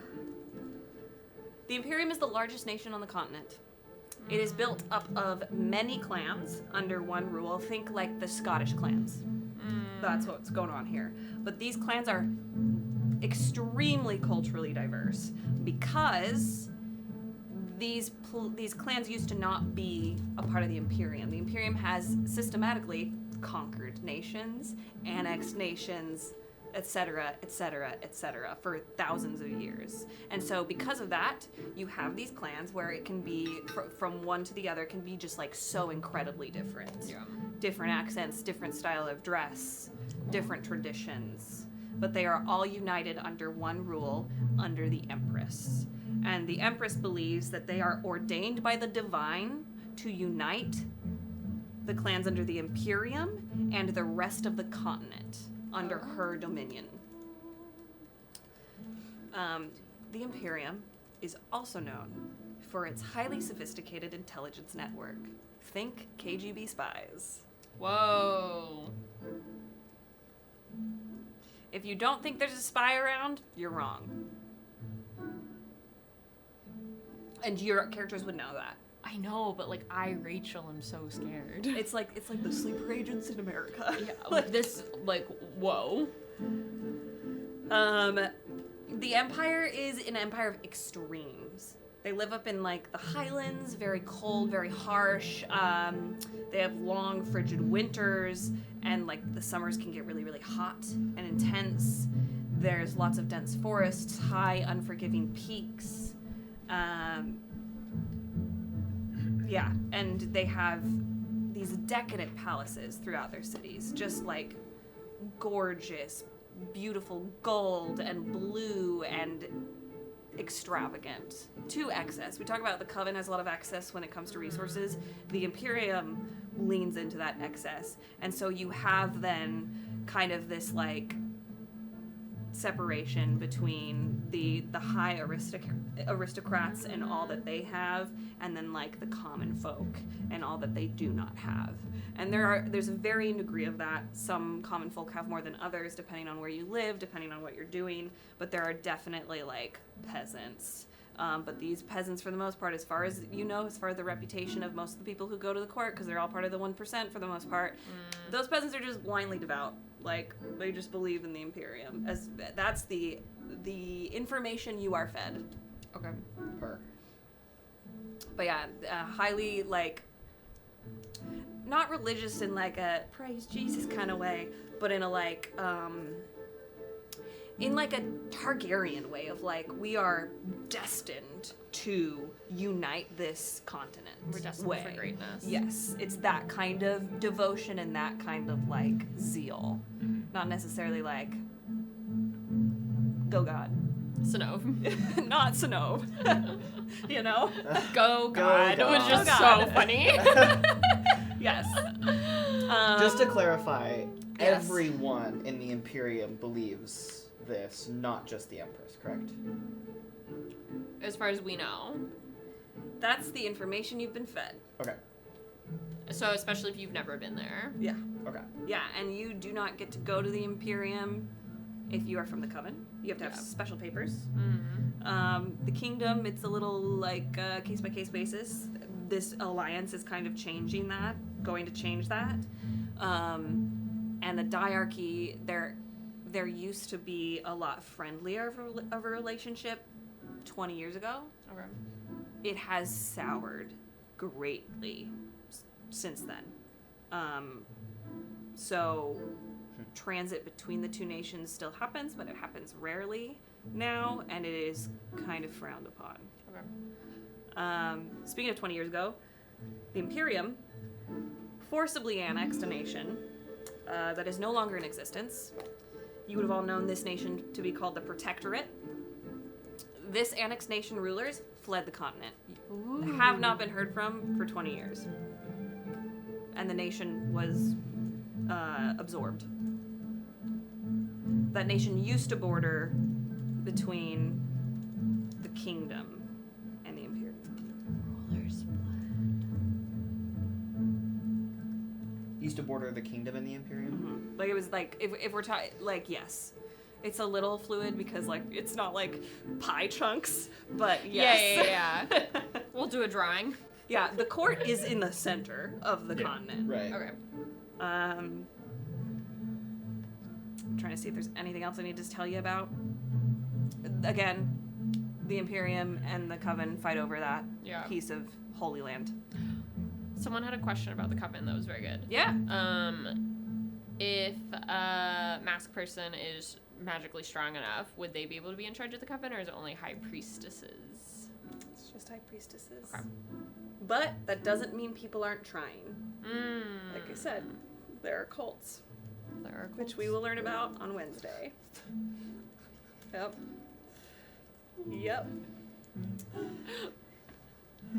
There are so many governments where it's only men who get to be in charge. Yeah. I wanted a government Fuck where the it's men. only femme people to be in charge, even if it's bad. Made in Mother Crone. Yep.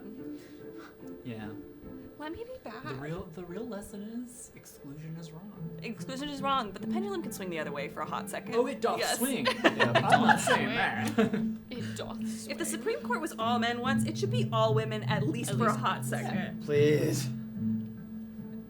And then all NBs. That's when we're in the middle. Yeah. That's when we actually. That's when we achieve it. Last nation, Let's go. the diarchy. Jarky. The diarchy, like Sparta, it is ruled by two rulers at the same time. The diarchy means something ruled by two, right? Current leaders, because we got two. The first leader, pronouns are she, her. Mercy Viol. Viol is spelled V-I-O-L, and it is pronounced viol. Like the instrument. Yes, exactly. Ooh.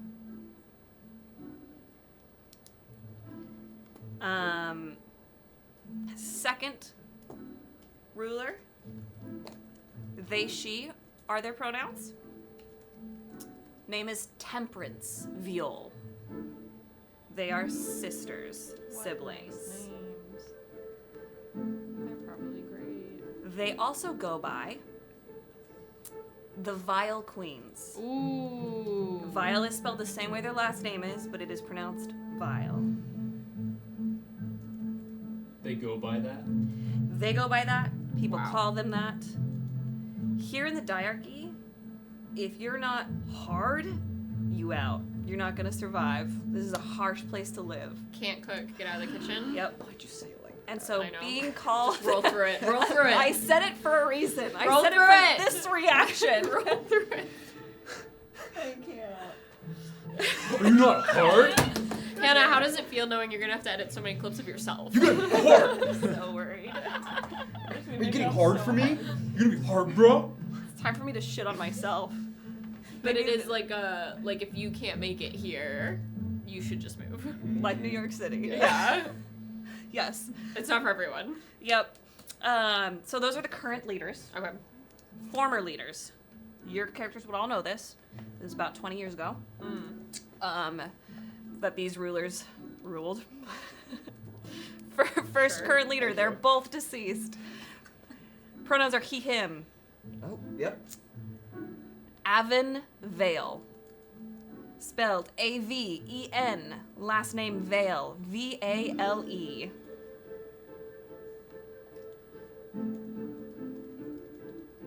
Got it? Got it. Got it. Thank Second ruler. Also he, him. Essen Serenel. E-S. E-S-S-E-N. Last name Serenel. S-A-R-E-N-A-C-H. I spelled that wrong. Oh, so not related. Not related. What gave it away? You don't have to be related. It just so happens that the Vile Queens Right. were. So ruled by two. The diarchy is strong and unrelenting. Political succession is chosen in blood. If you believe yourself better suited to leadership than the current seat holders, you must win it through dominance and slaughter. Okay. Essentially, kill the current rulers. Yeah. Ruthlessness is a requirement here to survive. Oh my god. The diarchy was once the continent's brightest jewel. It was the pinnacle and the cradle of the world's most exquisite and groundbreaking magic.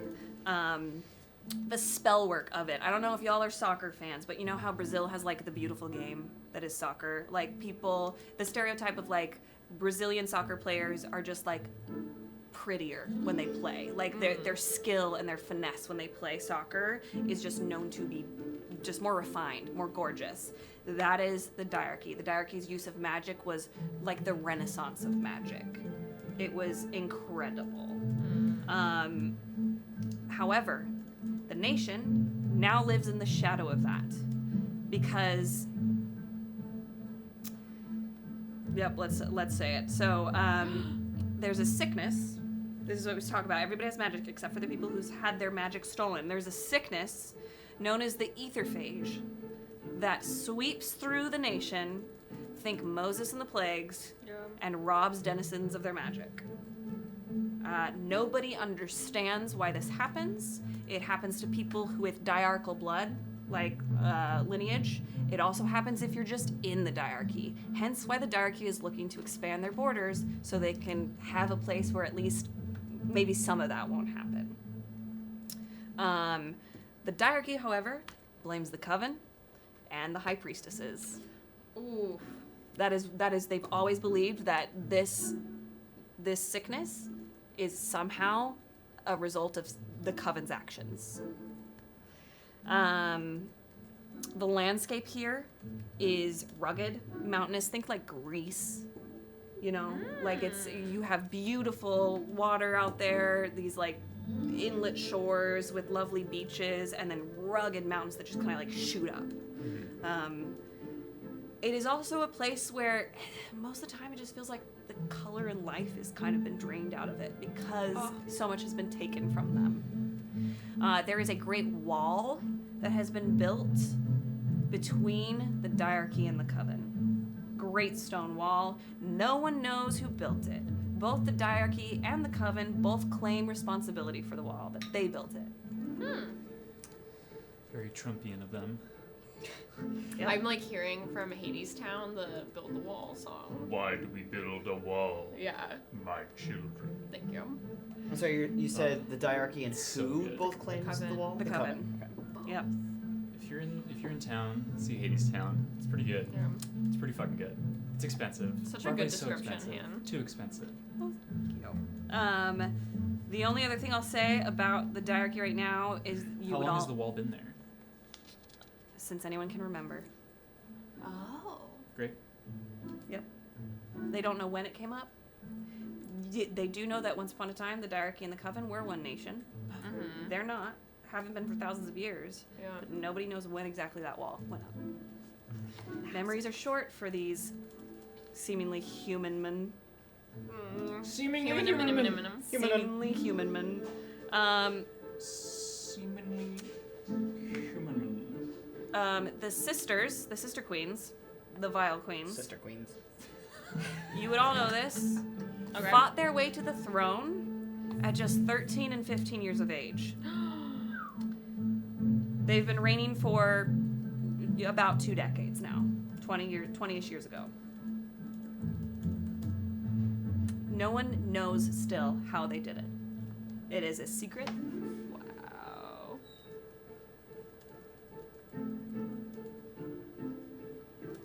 Any questions about any of these? I know that we asked for a coven breakdown of the land there. We've got like pine trees, it's lush, it is gorgeously green. Think like if we were not idiots and built our cities with the land instead of like on top of the land. Like Hobbiton but spooky and witches, like that's kind of what we're going here. Like that's the vibe. Yeah. Very natural, very much like one with the earth and one with the natural world. I hope that answers the question in chat that I saw. But any other questions I'm just excited. about the nations? Great. Were We we can. gonna go through and talk about the events that each nation is doing? We can. Oh. I was gonna say if we want to do that and then take a short break and then come back and you Yeah. guys can introduce your characters. Yeah. Yeah. Okay. Should we reveal then? Yeah, for the 4 nations there. Yes. Would you like to go first with the nation that you know is going to do that, or you want me to say them all? You just say it. You said Say them? Yeah, yeah. Okay. Say So them the all. diarchy is going to be hosting the Mage's Duel. Jewel. The Duel. Jewel. Thank you for that liquid you. Yeah. Jewel. Duel? Duel. Wait, do I say it wrong? No. Oh, okay. You say great. Not everything's about Don't you. change anything. It's my training. It's more training. Yep, we're gonna have a Mage's Duel. It's going to be hopefully put a certain turf's fucking wizards fight to shame. It's gonna be way better. I hope. Fuck that turf. There's going to be a bracket. There's going to be a bracket so excited and for this masks. That's all I'll say about that. I'm so excited. I There are can't wait. multiple events with masks. So, yes. The Imperium is hosting the wedding. That's their thing, you know, so fair. since the person who is getting married to the Duke is from the Imperium. The And the parents of the The parents of the bride. pay Yeah. for the wedding. The patriarchy.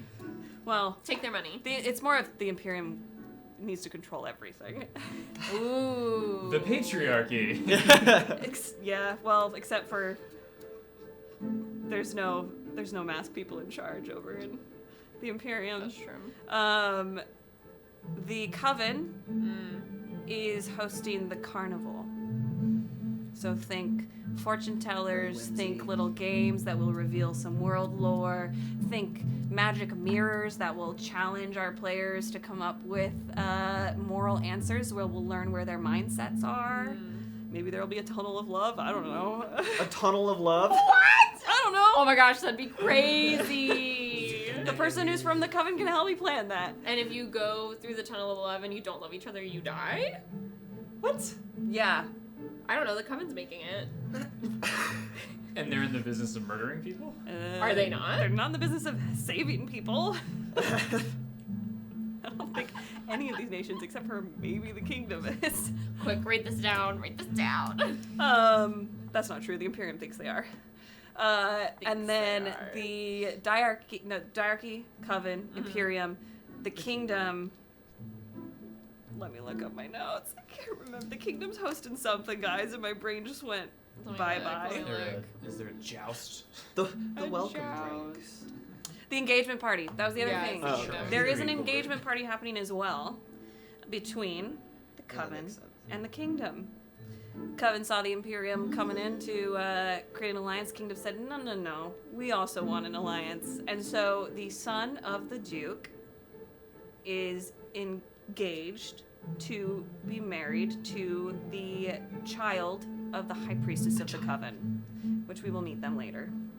But that is happening. The kingdom will be hosting the engagement party. Because what's better than having an engagement party at your dad's fucking wedding?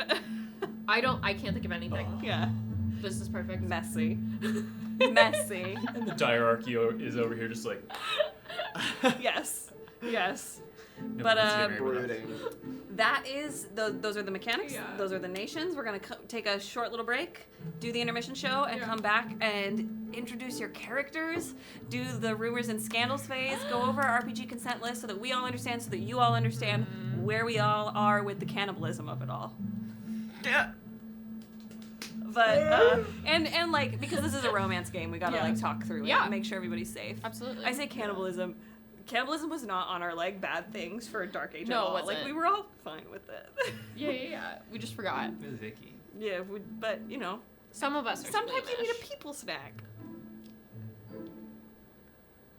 All right. On that note,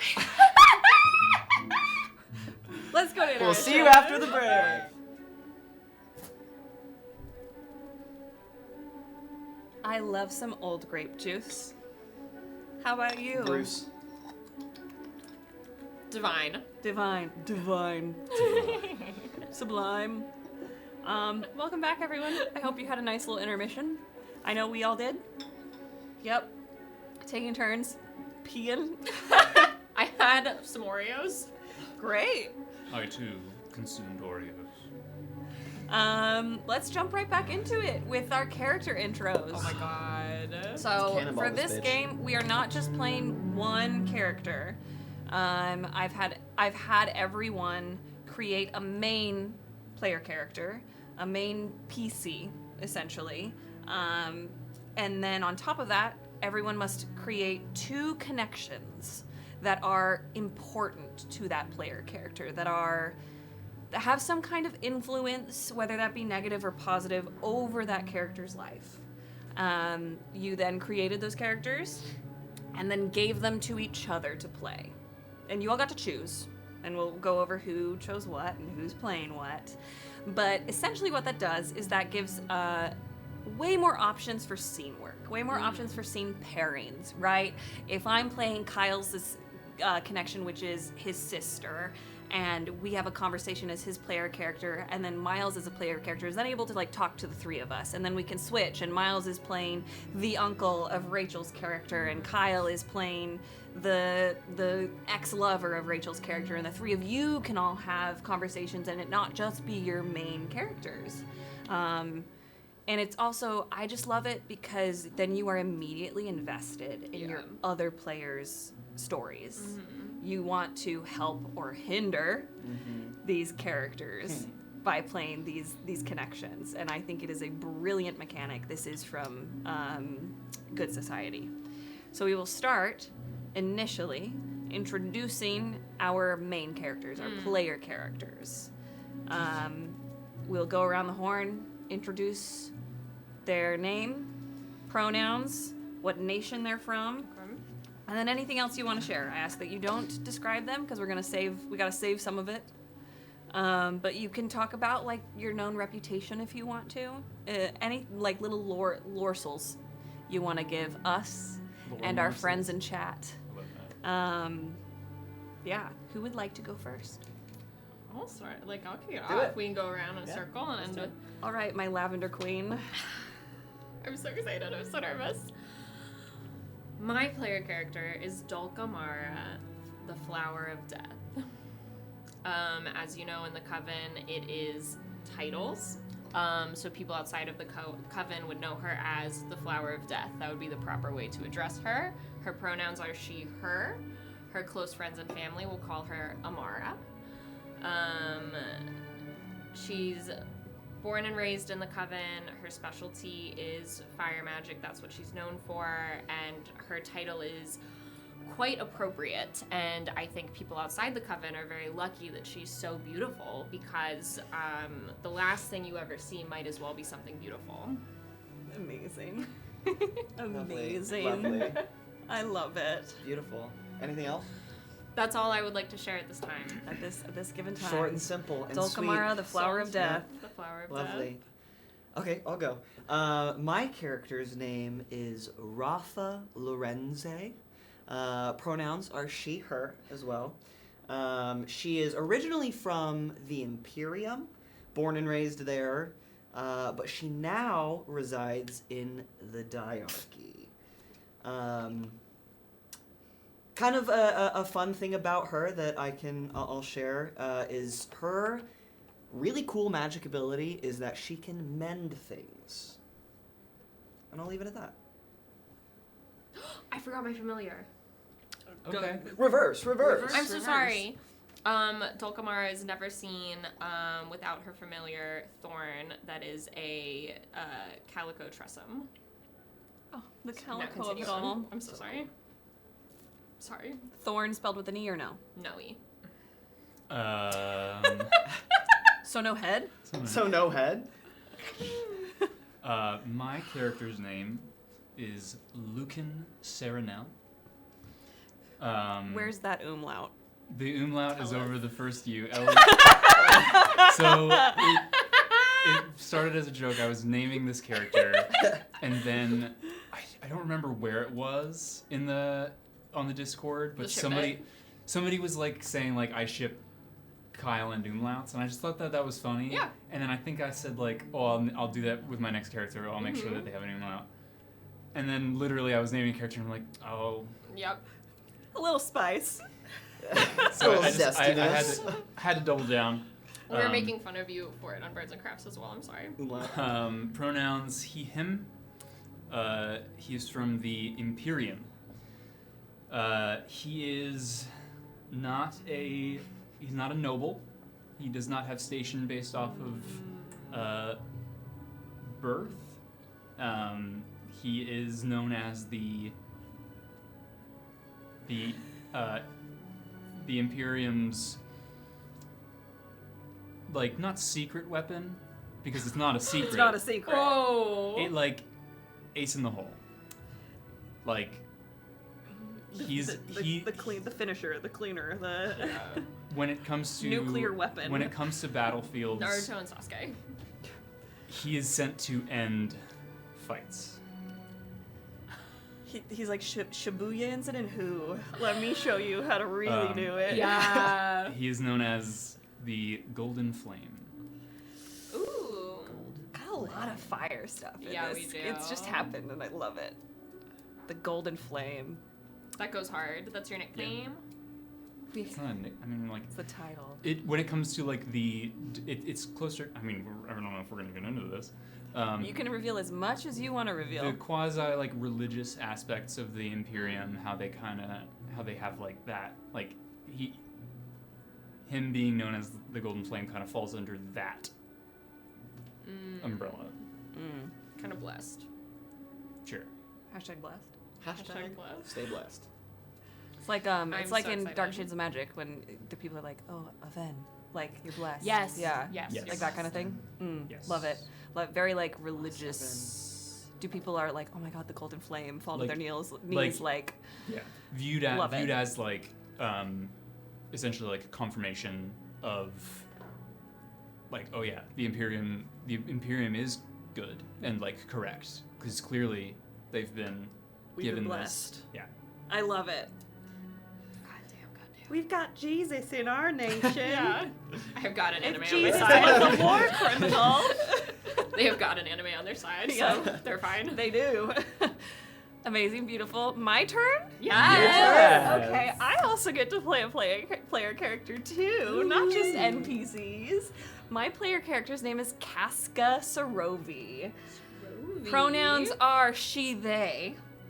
They are the esteemed and most favorite niece of the Empress of the Imperium and the person getting married to the Duke of the Kingdom. They are clearly from the Imperium. Their reputation is one of, they're not particularly adept at magic necessarily. They have magic. The Sarovei family is known for fire magic. But Casca is known more for their ability to politic in a friendly, kind way. The Imperium breeds people who are intense, who are sometimes unyielding, can be a little spooky in terms of like how they deal with people. And Casca's reputation is one of more genuine care, more gentleness, but it is still a strength of theirs. They're also known for being very good on horseback. That is that they've been in combat a time or two, and they are known for being very good on horseback. I think that's all I can say Okay. right now. I love it. I'm so But, excited. yeah. Fab. Yeah. Any questions about our characters? Oh, Casca is spelled Caska. Like Shakespeare. That's not like Shakespeare. It's not spelled with a K. Yeah. But it's I'm pronounced dyslexic, like you're right. Shakespeare. Yes. Yes. Yeah. You'll notice that most of the characters of the Imperium are named after Shakespeare characters. Weird. That's because I'm just a skank. Dirty, filthy skank. Oh my gosh. No, I'm just so I would excited. love to know the etymology of that word. Because like Skank? yes. Oh, okay. I thought you meant Casca. And I was No. like, oh. I think of skunks every Um, time I say skank. I don't think there's anything else like we can say about our main characters, you know? Yeah, we can't. You will meet them on Wednesday. yet. You'll meet them on Yep. Wednesday and you'll see the art. I'm so excited. Yeah. I also just like creating this has been such a fun process, and yeah. Good. Full transparency, I like freaked out yesterday and was like, the name of my character wasn't good, and then everyone was like very encouraging, and like we've all been working on this together and building up this world, and it's just been really cool. Yeah, so you all know. Really helpful. The title thing from the Coven was not Yeah. my idea. It was you're the one who came up with the names of your family, and I was like, oh, this is fantastic. Everyone doesn't have a last name. They all have titles, Yeah. which is great. Earned in blood and magic. Yep. Would you like to tell us about the two connections you created and For my character. for your character and who Absolutely. is playing them? Absolutely. So, Dulcamara, the Flower of Death, her two main connections are her older sister, Melvira, the Tigress, who is also always seen with her own Tressum, and is known for brutal fire magic as well. Contrasted with her childhood best friend, who she's seldom without, Elro Coldheart, who is from one family higher up than them in the Coven, and is known for his ice magic. And Elro will be played by Miles, and Melvira will be played by Hannah. I get to play the big sister this campaign. I'm so excited for you. Look That's at me. so I'm the big sister now. I'm the big I'm sister the big now. sister now. This is where I live. This is I'm my the big home. sister now. Ah, I'm scared. But yeah, I'm super excited, and having them will be good and bad for Dulcamara in a variety of ways. Yes. It's the goal, right? Yeah. It's the goal. I'm Love super it. excited. Oh, Elro. Oh, Oh, Oh, Elro. Elro. Whenever I hear Elro, I think of somebody answering the phone going, Elro? Elro. Lo siento. Elro. Well, now we have to change his Elro. name. Elmo. Cool. Is that? are you- Yeah, I let my childhood best friend name Elro, and I let my actual sister name I Melvira. love it. They're great That's so names. sweet. Yeah, they're good names. Great fantasy names. Yeah. From one fantastic. Hannah to another. Great name. Did Good they come up job, with their Hannah. titles as well, or did you? I did the titles. Period. Yeah. Period. Love it. Okay, I'll take the reins now. Yeah. Go. So my 2 connections. The first of them is her name is Merritt. It is Rafa's slightly younger sister. They're kind of like what are they like? They're like 18 months apart. What are those called? Like Irish twins. Irish like, twins, like thank Smee you. and Woody. Yeah, like Irish twins.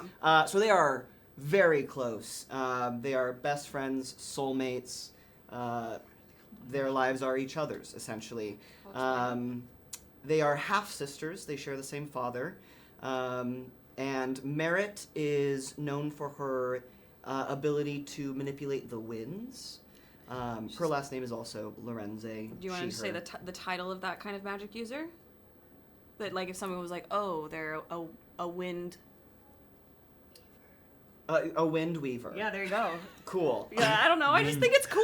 I thought It's you a were- cool name. Yeah, a Yeah. wind weaver. A wind weaver. Wind There are weaver. like names for certain types of magic users, like pyromancer or whatnot, but wind weaver. Wind weaver. Yeah. No, that I think works perfectly. Weaver. So yeah, her ability is to manipulate the winds, and yeah, she is.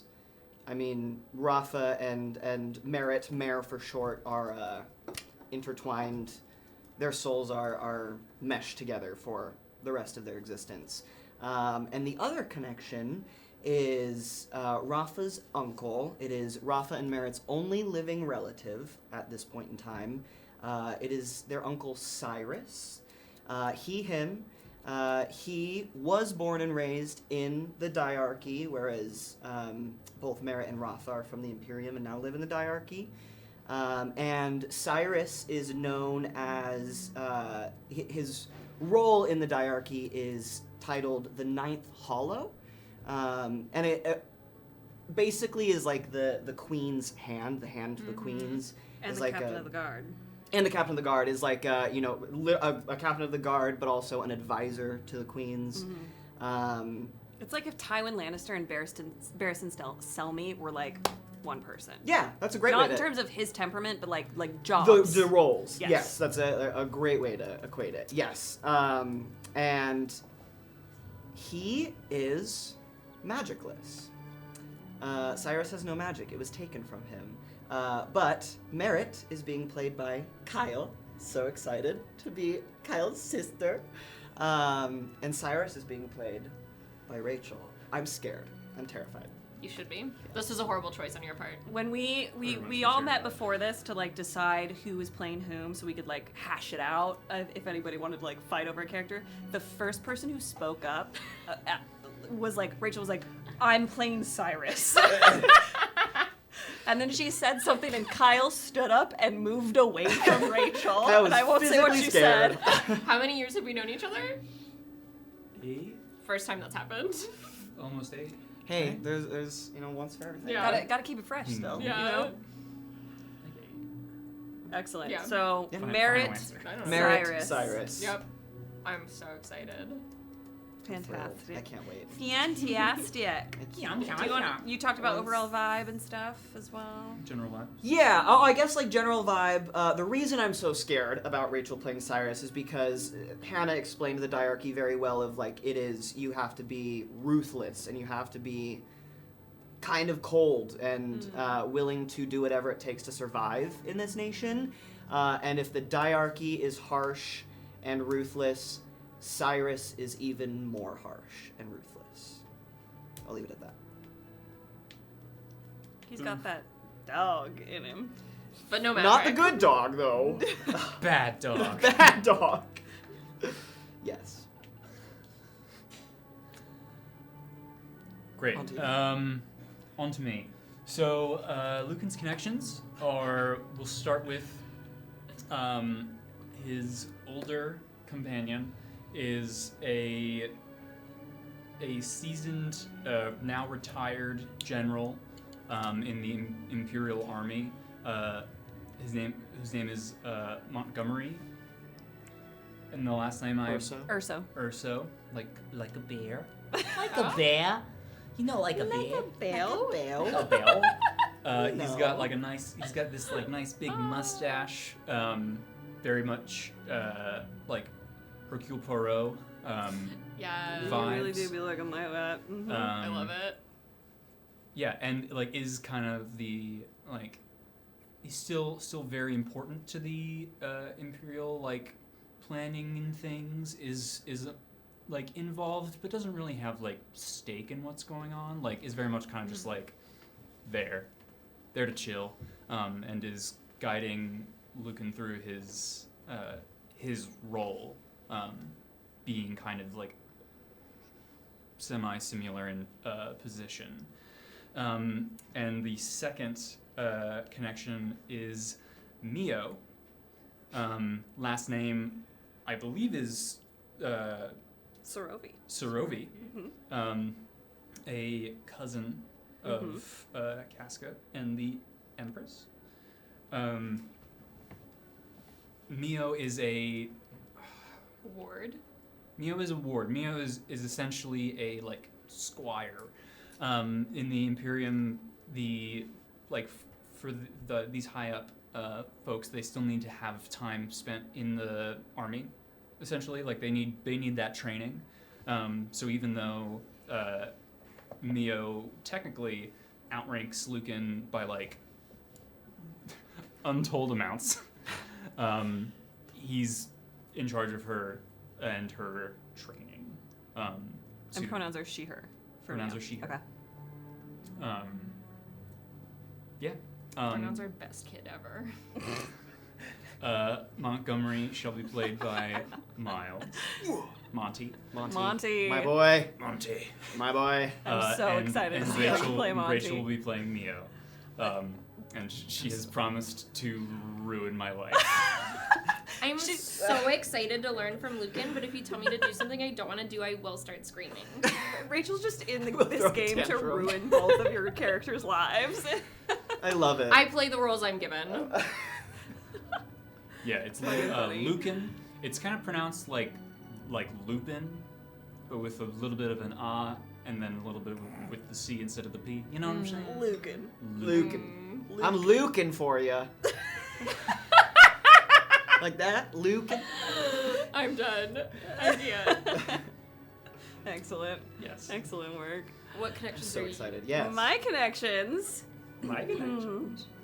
For Casca. Casca has a connection named Federico. He is the son Might be- of the Duke Castillo from the kingdom. The disowned son. Oof. Disinherited son. Oof. Federico knows Casca because he's the son of the person that she's going to marry. And Casca's had to go to the kingdom to inspect the place to kind of plan how they're going to move in there, some other stuff, etc., etc., etc. And so they've struck up a type of friendship relationship. Federico, their pronouns are he, him. Federico, in terms of vibe, is flamboyant. Think Romeo at the beginning of Romeo and Juliet when Romeo he's can't shut the fuck insufferable. up about Rosaline. That is Federico.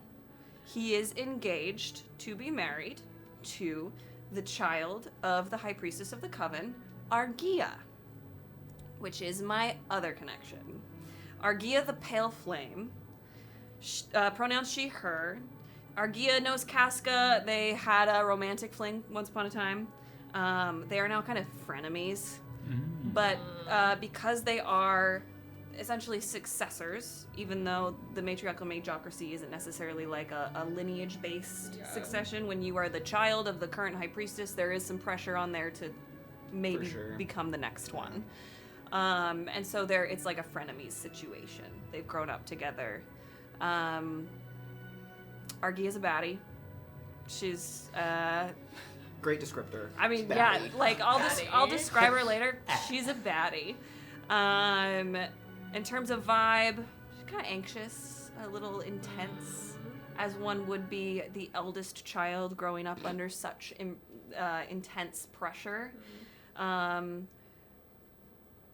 Yeah, it is known that Arcadia and Federico are madly in love, have grown up together. Yeah. And so while this engagement that is going to happen during the events of Gilded Thrones is for alliances. It is not a surprise to anyone. It's like, oh, well, this is natural. This makes sense. And it just so happens to benefit the Coven because Federico is well beloved by the people of the kingdom, more so than his father. Wow. Which is, it's tough because Federico was disowned, so that when Casca and the Duke Castillo marry, any product, child, whatever you want to call it, Not progeny. product. Don't say a product. I gotta go. Can you tell I want kids? And like would That's what inherit capitalism those does to lands. us. Yeah, they would inherit those lands and not Federico. And so, like the stipulation for the kingdom to achieve this alliance was to disown Federico, but the Coven still views it as an advantageous match because the people love him. Federico will be played by Kyle. I'm so excited for this. I can't tell you. And currently, Arcadia will be played by me until maybe somebody else joins us, and I bat Arcadia into their corner. Lob it over. Yeah, but I'm very, very excited. Oh, Arcadia's magic. It's fire magic, but it's a certain kind of fire magic. Hence the title, The Pale Flame. Yeah. Arcadia's got some opinions about the Golden Flame too, which we will see play out. I think I'm we sure. all have opinions about the Golden Flame. Yeah, we do. And Indeed. Federico, his magic is healing magic. He's a healer. Yeah, Yeah. a lover and a healer. Yep, he's a Cute. healer. I think that's it. Does anyone have any questions about my the God. connections? I don't know if there were questions in chat. I can look. I don't know if there's or- questions we can answer. There's a lot we can't answer. Yeah. I know that So for a much fact. left unsaid that you will discover. Yeah. I didn't Yeah. give vibes for my connections. I'm just excited for y'all to showcase it. Yeah. Mhm. Yeah. Yeah. I see a question about accents. We can't reveal those to you yet. You gotta show You up gotta on tune Wednesday. in on See you on Wednesday. Wednesday. Yeah. I don't Beep, even. beep. I don't even know their accents. It's gonna be an in-the-moment surprise. Yeah. I don't think most of you knew that the Empress was Scottish until we made the trailer. No, I I didn't went, know. oh, Yeah. fuck yeah, sick. Spellings and everything, we're gonna end up, it'll be on the wiki, it'll be on the Discord, we're gonna be posting stuff slowly and Yes. sharing Sit things tight. slowly leading up to Wednesday. Yes. Yes. Cool. Well, with that being I'm so said, excited. so that we can end on a spicy note, which was Rachel's suggestion, we're gonna go quickly through our role-playing consent checklist with you all. We'll skim through it. We all went over it together, but we're gonna Yeah. kind of confirm how we're feeling about certain things. And always, always, always, if we start a session and you're like, hey, my brother got diagnosed with cancer. I don't want to like, I would like for that not to be a story plot, if it Yeah. ever were to be. Like in this moment while I'm dealing with it, right? Like then you can sit, then we'll be like, okay, yeah, we adjust that. Your boundaries, everything that happens can always change and shift. Yeah. If you learn something about how you feel, or there's just a week where you're having a tough time and you know that this would make you feel more raw, communicate it. Because like I said, at the end of the day, it's about having fun. It's about creating a good story. And we can do that without, like, hurting anybody. We can remove whatever we need to do in order for everybody to feel safe and feel free to be as creative as they need to feel. Yes. You come up here. Cool? Hells Agreed. yeah. Absolutely. I can post this on the Discord later if y'all want to see it. It is, we didn't create it. I pulled it off the internet. I just find this one to be really comprehensive in Yeah. terms of not only just right. like content, but also like romance stuff as well. So I really appreciate it. It implements the green, yellow, red card system, if any of you are familiar with that. But we're just going to go through it real quickly and start with horror. Which, if you've been here for Dark Age, you know we engage with that quite a bit. And I will say, I've told my players that maybe not in this game, but in the world of Arcadia, anything that happens in Shakespeare is on the table in Arcadia. Right. Unless you say, I can't do this. Maybe someone will eat some kids baked into a pie. at one point. You won't see it Off screen. off screen. I was like, I'm playing a child. I'm not saying for Gilded Thrones, but I'm just saying for Arcadia, like, keep your head on a fucking swivel. Right. You might get 8. Titus Andronicus is one of my favorite Shakespeare shows. Mio is That's so afraid. It's so fun. Mio's 13. I don't know if you said that. Don't ship them. Yeah. So Literal child. we went through all of these with like, in terms of horror, we were fine with cults. Always. That's kind of a requirement for me as a person to have a cult. Fine with cults. We were fine with ghosts Cult-like and eyeballs groups. and whatnot. This whole first page, There better be some ghosts. nobody had like excessive issues with it, I No. believe, unless you have them now, if it's changed since we went over this. On the second page, we did say that there's no harm to children, no harm to animals. I don't like seeing Thank harm you. to animals. Yeah. I also don't like seeing harm to children. It Right. just makes me sad, and I don't need It's not it. needed. We can do the Mulan of it all. That's not Yeah. going to be necessary in Gilded Thrones. Might be later in Arcadia when we play another campaign, but Yeah. we again will check in with that. I will say, and I am one of the people who said no harm to animals, like on screen. I will acknowledge though that the sisters I have created do take Tressums into battle, but that's like an intentional, Yes. you know what I mean, combat Yes. thing, and that's separate from. Yes. Yeah. Yeah, 100%. I'm not gonna kill your Tressums. That's the thing. don't. Like me as a DM, I don't like that. Yeah, but I they could get watched the hurt. scene. They're warriors. I watched the scene in Game of Thrones where Tywin was skinning the deer or the elk or whatnot, and that was literally the moment I became a vegetarian. I was like, So I can't do this fair. anymore. I can't. I'm done. I think I put red for me was like stalking as a plot point. Yes. Yeah. Yeah. Yeah. Okay, perfect. I will remark that on my thing. You don't want me to come watch you outside your bedroom. Do you do that? No. You have a key to my home. That's true. Ah. I do. Maybe we're both good. What'd you use this week? Because I got locked out. Thank you, Yes, Hannah. so I don't have it right now. That's funny. Everybody good on this page, though, as we move on to the Yes, romance yeah. section. Schmomance. We said we're, in terms of romance, we are all comfortable with NPCs and PCs. Miles and I will not be romancing each other Sorry. just because, like, Never No. happened. I would descend into a fit of giggles if I had to flirt with my brother as I another would throw character. up on screen. I would leave. It would be It's so not that kind of show. funny and You weird. would never see me again.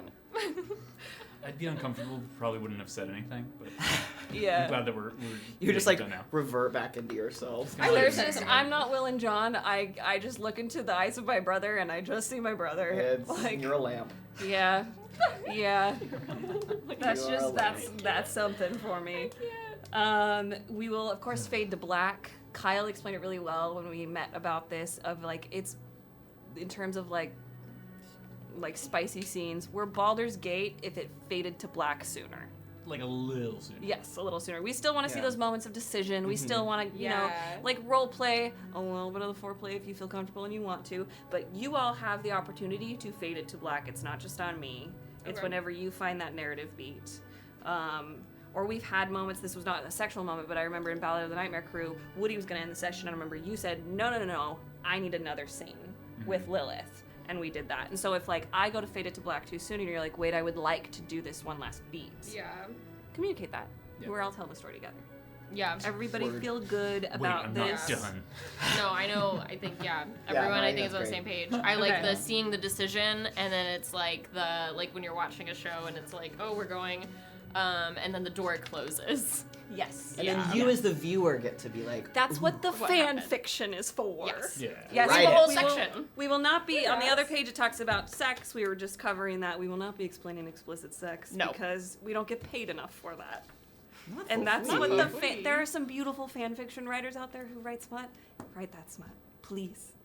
But we will do fade to black, We'll give you the inspiration. and everyone can be romanced except for Mio. Yeah, the children. I mean, you can pair up the children with children if you want. I'm not a big fan of sexualizing children in general with like, oh, you have a crush on each other. Not But- necessary. weird. Yeah, Kinda odd. there's plenty of adults. There's enough Plenty of adults. You can ship those folks. And that's not what Mio is focused on. No, Mio is Chaos. well, yeah. Mio has Specific. an agenda, and you will learn about it. Pure chaos. The next page is about social and political issues. We did do a red flag on ableism and ageism. Yeah. We're just like, it's just not. Doesn't need to exist. We don't Not need for me, it. not for us. Not for us. Doesn't add anything to the story. We're not here for human trafficking or genocide. We will not be doing that. There's no sexism in this world. Yeah, no Or skip the sexism. page. We did say like plague, pandemic, global disease because we had to check in about the COVID-19 of it all. We did Yeah. say that was fine. We did put a green flag on that one. There's a magic plague. There's a magic Yeah. plague There with is, the yeah. etherphage. Yeah. Yeah, no racism, fantasy or real. Clearly no sexual assault. Never, never, never in Bards of New York will there ever be Doesn't sexual assault. Doesn't It doesn't exist. Doesn't I, exist. yeah, as a writer, I think of when I am like thinking of the fantasy world, I'm kind of just like, think of the evilest, most evil character in this world, like has done terrible things, still wouldn't consider it. Yeah. No, Yeah. there are other ways to be cruel. Yeah. Yep. Yep. And there are other ways to depict character growth and character hardship than that. Yeah. Star Wars Andor, I'm looking at you in that one episode. Felt. So there's also real world events. We're not going to have them in here because why? Why would we? How This would is our that- Let's separate escape, room. please. Yeah, definitely fantasy religion again. Yeah. I can't play a game without it. Real religion won't exist. Religious extremism, of course, will exist. It goes hand in hand with cults. It'll be very interesting. But with all of these things that we've green flagged, it will never. Those things can never include the things that we've red flagged. Yeah. Right? Yes. Sexism, slavery, no. Those don't exist at all. And on the next page, mental and physical health issues. We put no child abuse. We're not going to be depicting that. No homophobia. No homophobia in our We world. put no miscarriages. It won't happen, but we put it as a red flag. Like, that's Yeah. not my bag. Like, I'm just not into the pregnancy of it Yeah. all, or the that part of having children. For me, as the DMGM, it's not a part of my fantasy world that I'm interested in, and so I'm not going to put it in there. Yeah. And that's just a flat out thing when I play games with other people. If they're like, "Oh, I actually really like this part," cool, I'll let you play that game. I won't engage with it because I don't care about it. So, but it is a red flag on our list just in case. I think it's one of those things where, like, I know people did take you up on the yes of sharing it on the Discord. Even, like, if you're using this for your home game, even, like, it's such a exhaustive list. Even if Yeah. you're like, this will never come up, you play these games for years, Yep. like, certain things come up. It's Yeah. so good Still to, talk like, about it. have it and talk about it in advance, even if you think it won't be an issue. Yeah, and it's a nice way to open up the dialogue because there's stuff on here I would not think of, like freezing to death. I wouldn't think to like check in with people about Imagine. No. Yeah. Imagine. But some people, it's But- like, that. Yeah, they hear that and they go, actually, that would be uncomfortable for Yeah. me. Oh You yeah, know? uncomfortable uncomfortable to freeze to death. I mean, I've heard that's the best way to die because you just kind of Yeah. go to sleep. I thought it was What? drowning. You stop No, experiencing. it's sleeping. It's I'm gonna freezing to steal death Team because it's Six. just like you go to sleep. I'm gonna steal Team Success. That's what I've Your heard. body- Correct me if I'm I don't wrong, think there are Chad. any good ways to Because die. your body can kind of like easily turn that off of kind of just like, oh, I'm not feeling that anymore. They just go numb. Continuing to the next Literally. page, which is Yeah. also about it. Pregnancy's a red flag for me Yeah, because yeah. I just don't care about it, guys. Yeah. It's great for all of you. Just in my fantasy world, I don't want to role play that kind of thing. I'd rather role play the like dynamics between you all. Yeah. Yeah. Then the, If you play them in your games, great. I hold nothing against you. This is our fantasy world. Sexual abuse not going to exist again. Starvation not going to exist. Suicide, transphobia never going to exist in my worlds. Yeah, I think that's everything. I think that is everything. Yep, that's the RPG consent checklist. I'll post it on the Discord later. If I forget, somebody ping me because keep us honest. my brain is my brain. Ping me. But yeah, again, as we go along, if our feelings change one way or the other, if things start to get like in the yellow zone of like this is okay, but only if it's like only if you give me a heads up about it. You know, Yeah. like with Dark Age, I remember I was always really communicative with Will about the sibling stuff. Of like, you know, this is a tough thing for me, and so I'm going to communicate that to you. I trust you, but I want you to know that like it is a very vulnerable thing, like sibling death and Yeah. whatnot. And so then he was very sensitive about that and would give me a heads up on like, okay, well, just so you know, so you're prepared, this may happen. And you are welcome to do that with me, with all of us in the room, so that we're all in each other's corner, making sure that we're just playing a game where we can have fun, where we feel safe, and the rest is jive. Everything else is. Everything else is jive. Any questions about the consent form? Chat, do you have any questions about the consent form? I don't see. Thank you for going through this with us. Yeah. Yeah, no, I think it's good to do it. Yeah. It's nice. Yeah, better to have it, not need it, than to need it, not have it. You sound like our father. With that, our last thing we have to do before we will sign off until Wednesday is spread some rumors. We're going to start the rumors and scandals phase right now today so that we can cook with them, so our lovely, lovely Discord can cook with them and tinfoil about them. Yeah. If you have one, if you have more than one, feel free to read them out. Again, these are rumors that don't have to necessarily be spread by your character. They can be. They can be spread by any of the characters you play. They can also just be rumors that have that are just the pop-up to drive the plot, to inspire something. I have some rumors, so I can start. I have more than one, because I'm a messy hoe. If you want me all to begin. I just want to say, like, a couple people, I think because there's a delay on chat, a couple people asked about self-sacrifice and if that counts under the suicide flag. I would count that as a different thing. Yeah. Right? Like the Qatari of it all. But it's how it's done, right? It's how it's pertained to, unless any of you have an issue with it. I would say how it is done is the important way. Yeah, the Qatari gate of it all is very different. Yes. Then, yeah. I think, Qatari gate. I didn't mean to say it like that, but I, like, also didn't want to be, like, super spoilery. Qatari gate? I forgot what I was going to say. It left my brain. It's like but two separate things. Yeah. Yeah. Yeah. But I don't foresee that being an issue in this campaign based on how it is structured, unless somebody drinks some fucking poison. But that's, again, not self-sacrifice, unless you're doing a Romeo and Juliet situation. Which, are we okay if there's a Romeo and Juliet situation? Or no? Yeah. Like an accidental thing. Oh, an accidental thing. I mean, there's I'm gonna a intentionally difference. poison people. Yes. There's a clear difference. Like, I feel like we know that there's a difference, as, like, with the situation, like Romeo and Juliet, and somebody going through a mental health crisis. Yeah. That's different. Yeah, I don't foresee any of it happening. Also, poisons were discouraged from bringing They to were the event, discouraged. so my bag is Discouraged? empty. They were discouraged, But and not- most people know that other people have poison, so you don't think that they have antidotes. You don't think that they have something going on. Yeah. It's just how quickly you can get to those antidotes. Yeah. Anything is a poison if you have too much of it. Except for no, that's also Poetry. Thank cookies? you. Before we got into rumors, I just wanted to go back and Okay, flag. cool. No, I love that. What I about love that, and cookies? we can always Thank you. re-equalize on everything. Yeah. Um, If anything comes up and that changes, we'll talk about it. Yeah, but the self-sacrifice of it all, especially for this, like for Gilded Thrones, I don't see it being an issue unless something goes really wrong. Yeah. But I will keep that in mind. Rumors and scandals. Are we ready? Yes. Let's go, I'm gonna baby. fucking pull I've never mine been up. more ready in my life. All right. Nose goes. Who's doing it? Do you want me Are to? you I have ready? several, so I could like go in between y'all. if you Yeah. want. Sure. Okay. Wait, are we supposed to have several? You don't have to I know. only This have was me one. just coming up with shit because I wanted to seed some discourse. Of course. Let me get my pen. My first one Yeah. for these rumors. Remember, you can choose instead of to drop a rumor, you could choose to elevate it.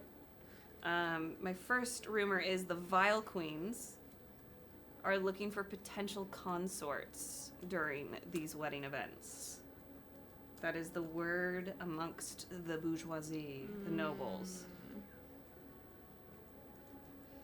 Miles had an idea to like write out all these rules in, oh my god, rumors, in like a Lady Whistledown type sheet, and have I'm them sure. go I'm out. excited.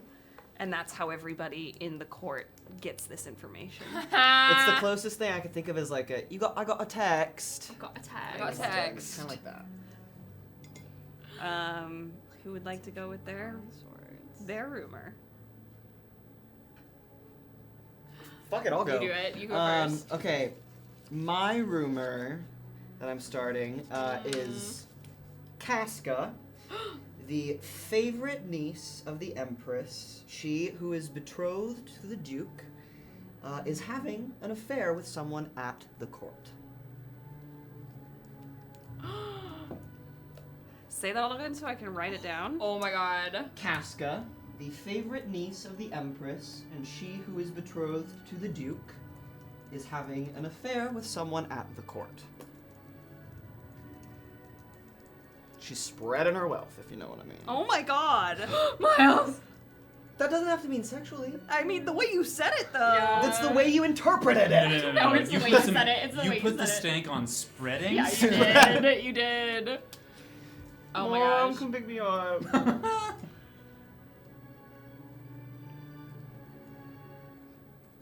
I'm spreading 2 rumors. Overachiever. Yeah.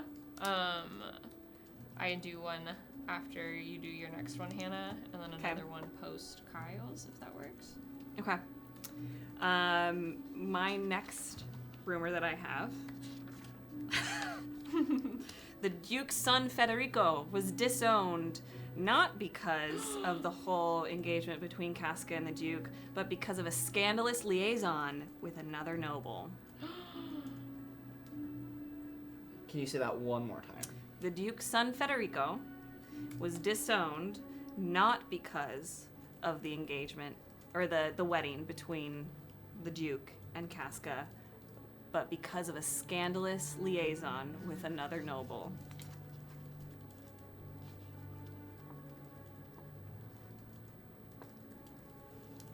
Juicy. I'm super excited. Juicy.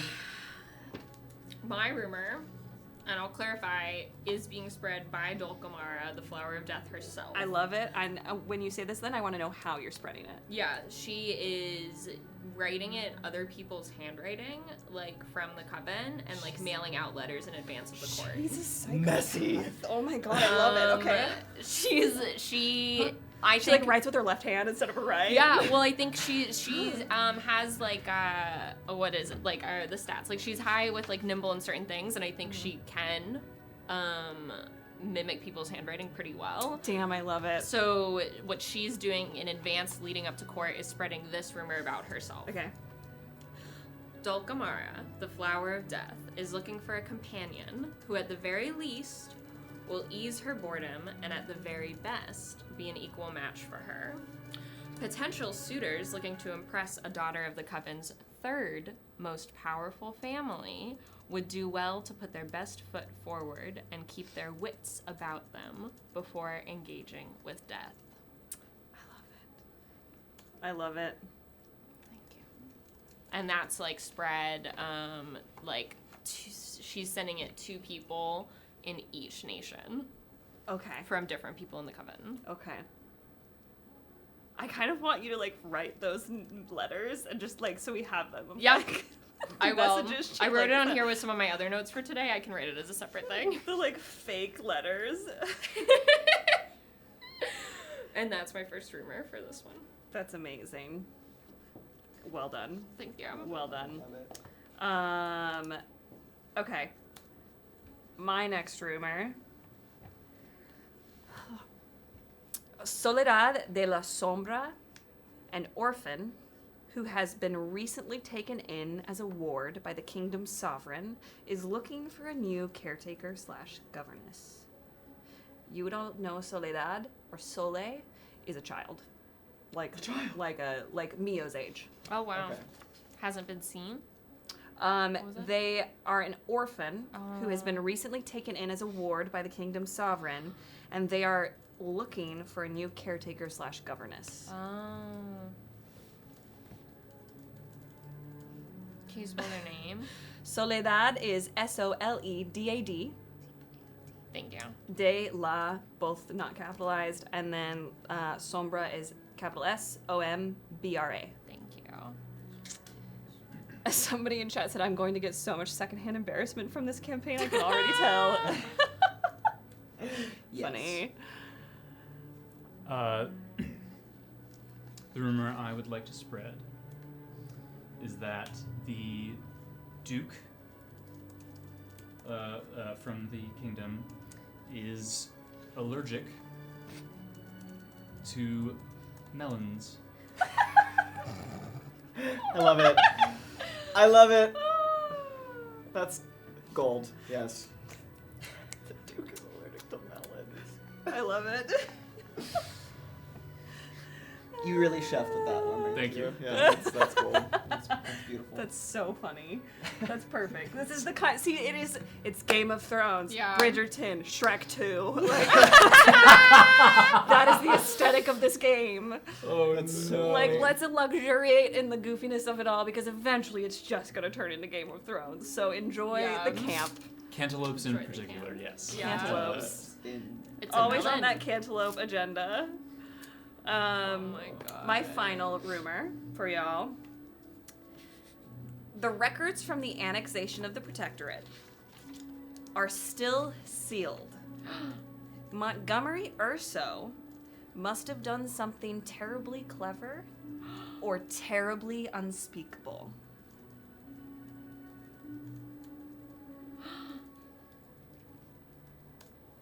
Do y'all need that again or you got it? Can you do the first portion? The records from the annexation of the Protectorate The Protectorate. Okay. are still sealed. Montgomery Urso must have done something terribly clever or terribly unspeakable. Beautiful. Oh my god. And to be clear, all of these things can be of varying levels of true and false. Mm-hmm. It is a rumor. It's a rumor. It's a rumor. It's a rumor. It can be absolutely false, and it can be 100% true, or anywhere in between. Yeah. Can I do my second rumor? Absolutely, go. Okay. You had to give two? No, I wanted no, to. Rachel, They're just overachievers. Oh yeah, I forgot. I literally called it that. Right. I've had too much of the old juice. Yeah. That old grape juice will get you. That Another old- rumor that I would like spread. The I, old juice. Rachel, would like spread. The golden flame hasn't been seen in ages, not because he has not been needed, but because his flames have dimmed and the Imperium does not want anyone to know. Can you say that all again? Yeah. The golden flame hasn't been seen in ages, not because he has not been needed, but because his flames have dimmed and the Imperium does not want anyone to know. You can't get it up. And we'll also write all this out. I love it. I love it. Damn. Okay. That's 8 lovely. rumors Yeah, to we'll start off post with. we'll post these rumors so that everybody can have them. There can And only how be so they're many worded. strong fire mages. We can't all be It's Aelin yeah. Galathinius. It's like when you Yeah. meet someone with your same name and you're like, well, I guess we gotta fight to the death now. There can only be one. I'll say this. Just looks like fire, baby. What? Just looks like it. Oh my god, I'm scared. I'm scared. Is that his pickup line? It don't burn. That's my secondary rumor. I'm excited. Oh my gosh. I So am funny. so excited to see what happens on Wednesday. I I am too. so excited. I will ask you all in Yeah. advance. It's the Feast of Four Nations. Yeah. Come up with a cuisine for your nation. Ooh. describe. Okay. Yep. You will have, as we go along, everyone will describe your outfit. This is the time to indulge in the fashion Yeah. of it all. Like when we described our outfits for the gala for Dark Age, like you can describe your outfit every single session. You are all filthy rich, 1%, eat the rich. You have a wardrobe to end all wardrobes, and you have magic. So your creativity is your only limiter here. Feel free to go full cunt. And full cunt. Feel free to just like really have fun with it. Have fun with the Yeah. creativity. But yeah, come up with a cuisine for your nation. Okay. Some kind of dish or just an overall cuisine, you know, because you will be describing that for the Feast of Four Nations. Sick. Anything else, I will let you know. I can't wait. I'm so excited. I cannot wait. I hope you all are excited. I'm really excited to take this journey with everyone here and everyone in chat. we'll see what happens. We will see what happens. Do you have a question? Anybody Thank have you for questions? doing this for us. Yeah. Okay. Fuck In the yes. meantime, everybody watching, come join our Discord to hang out with us. Within the next few days, we'll be dropping some art. We'll drop those nation banners. We're gonna start dropping character playlists Dropping and it like teases. it's hot. Oh, We're so baby. excited. Guys, Lücan's character, the playlist that's gonna be on Spotify, I chefed. I cooked. That is what Kyla has predominantly texted me about as he's creating his character. Is the playlist. It's so funny. I have a playlist and a secret playlist that has to be unlocked, and I'm very excited. Ooh, like a level up. Yeah, Ooh, pretty I much. love it. It just That's depends on fun. how the game goes. Okay. Well, we will see you all. I will be in a wig, as per my brand. Even my father said, you gotta wear a wig, Hannah. That's kind of your brand now. My brand. I will not wear a wig. And bring your fancy teacups on Wednesday. Bring your fans. Bring your poisons, even though they're discouraged. And we will see you at the court on Wednesday. I love you all. We'll see you on the Discord.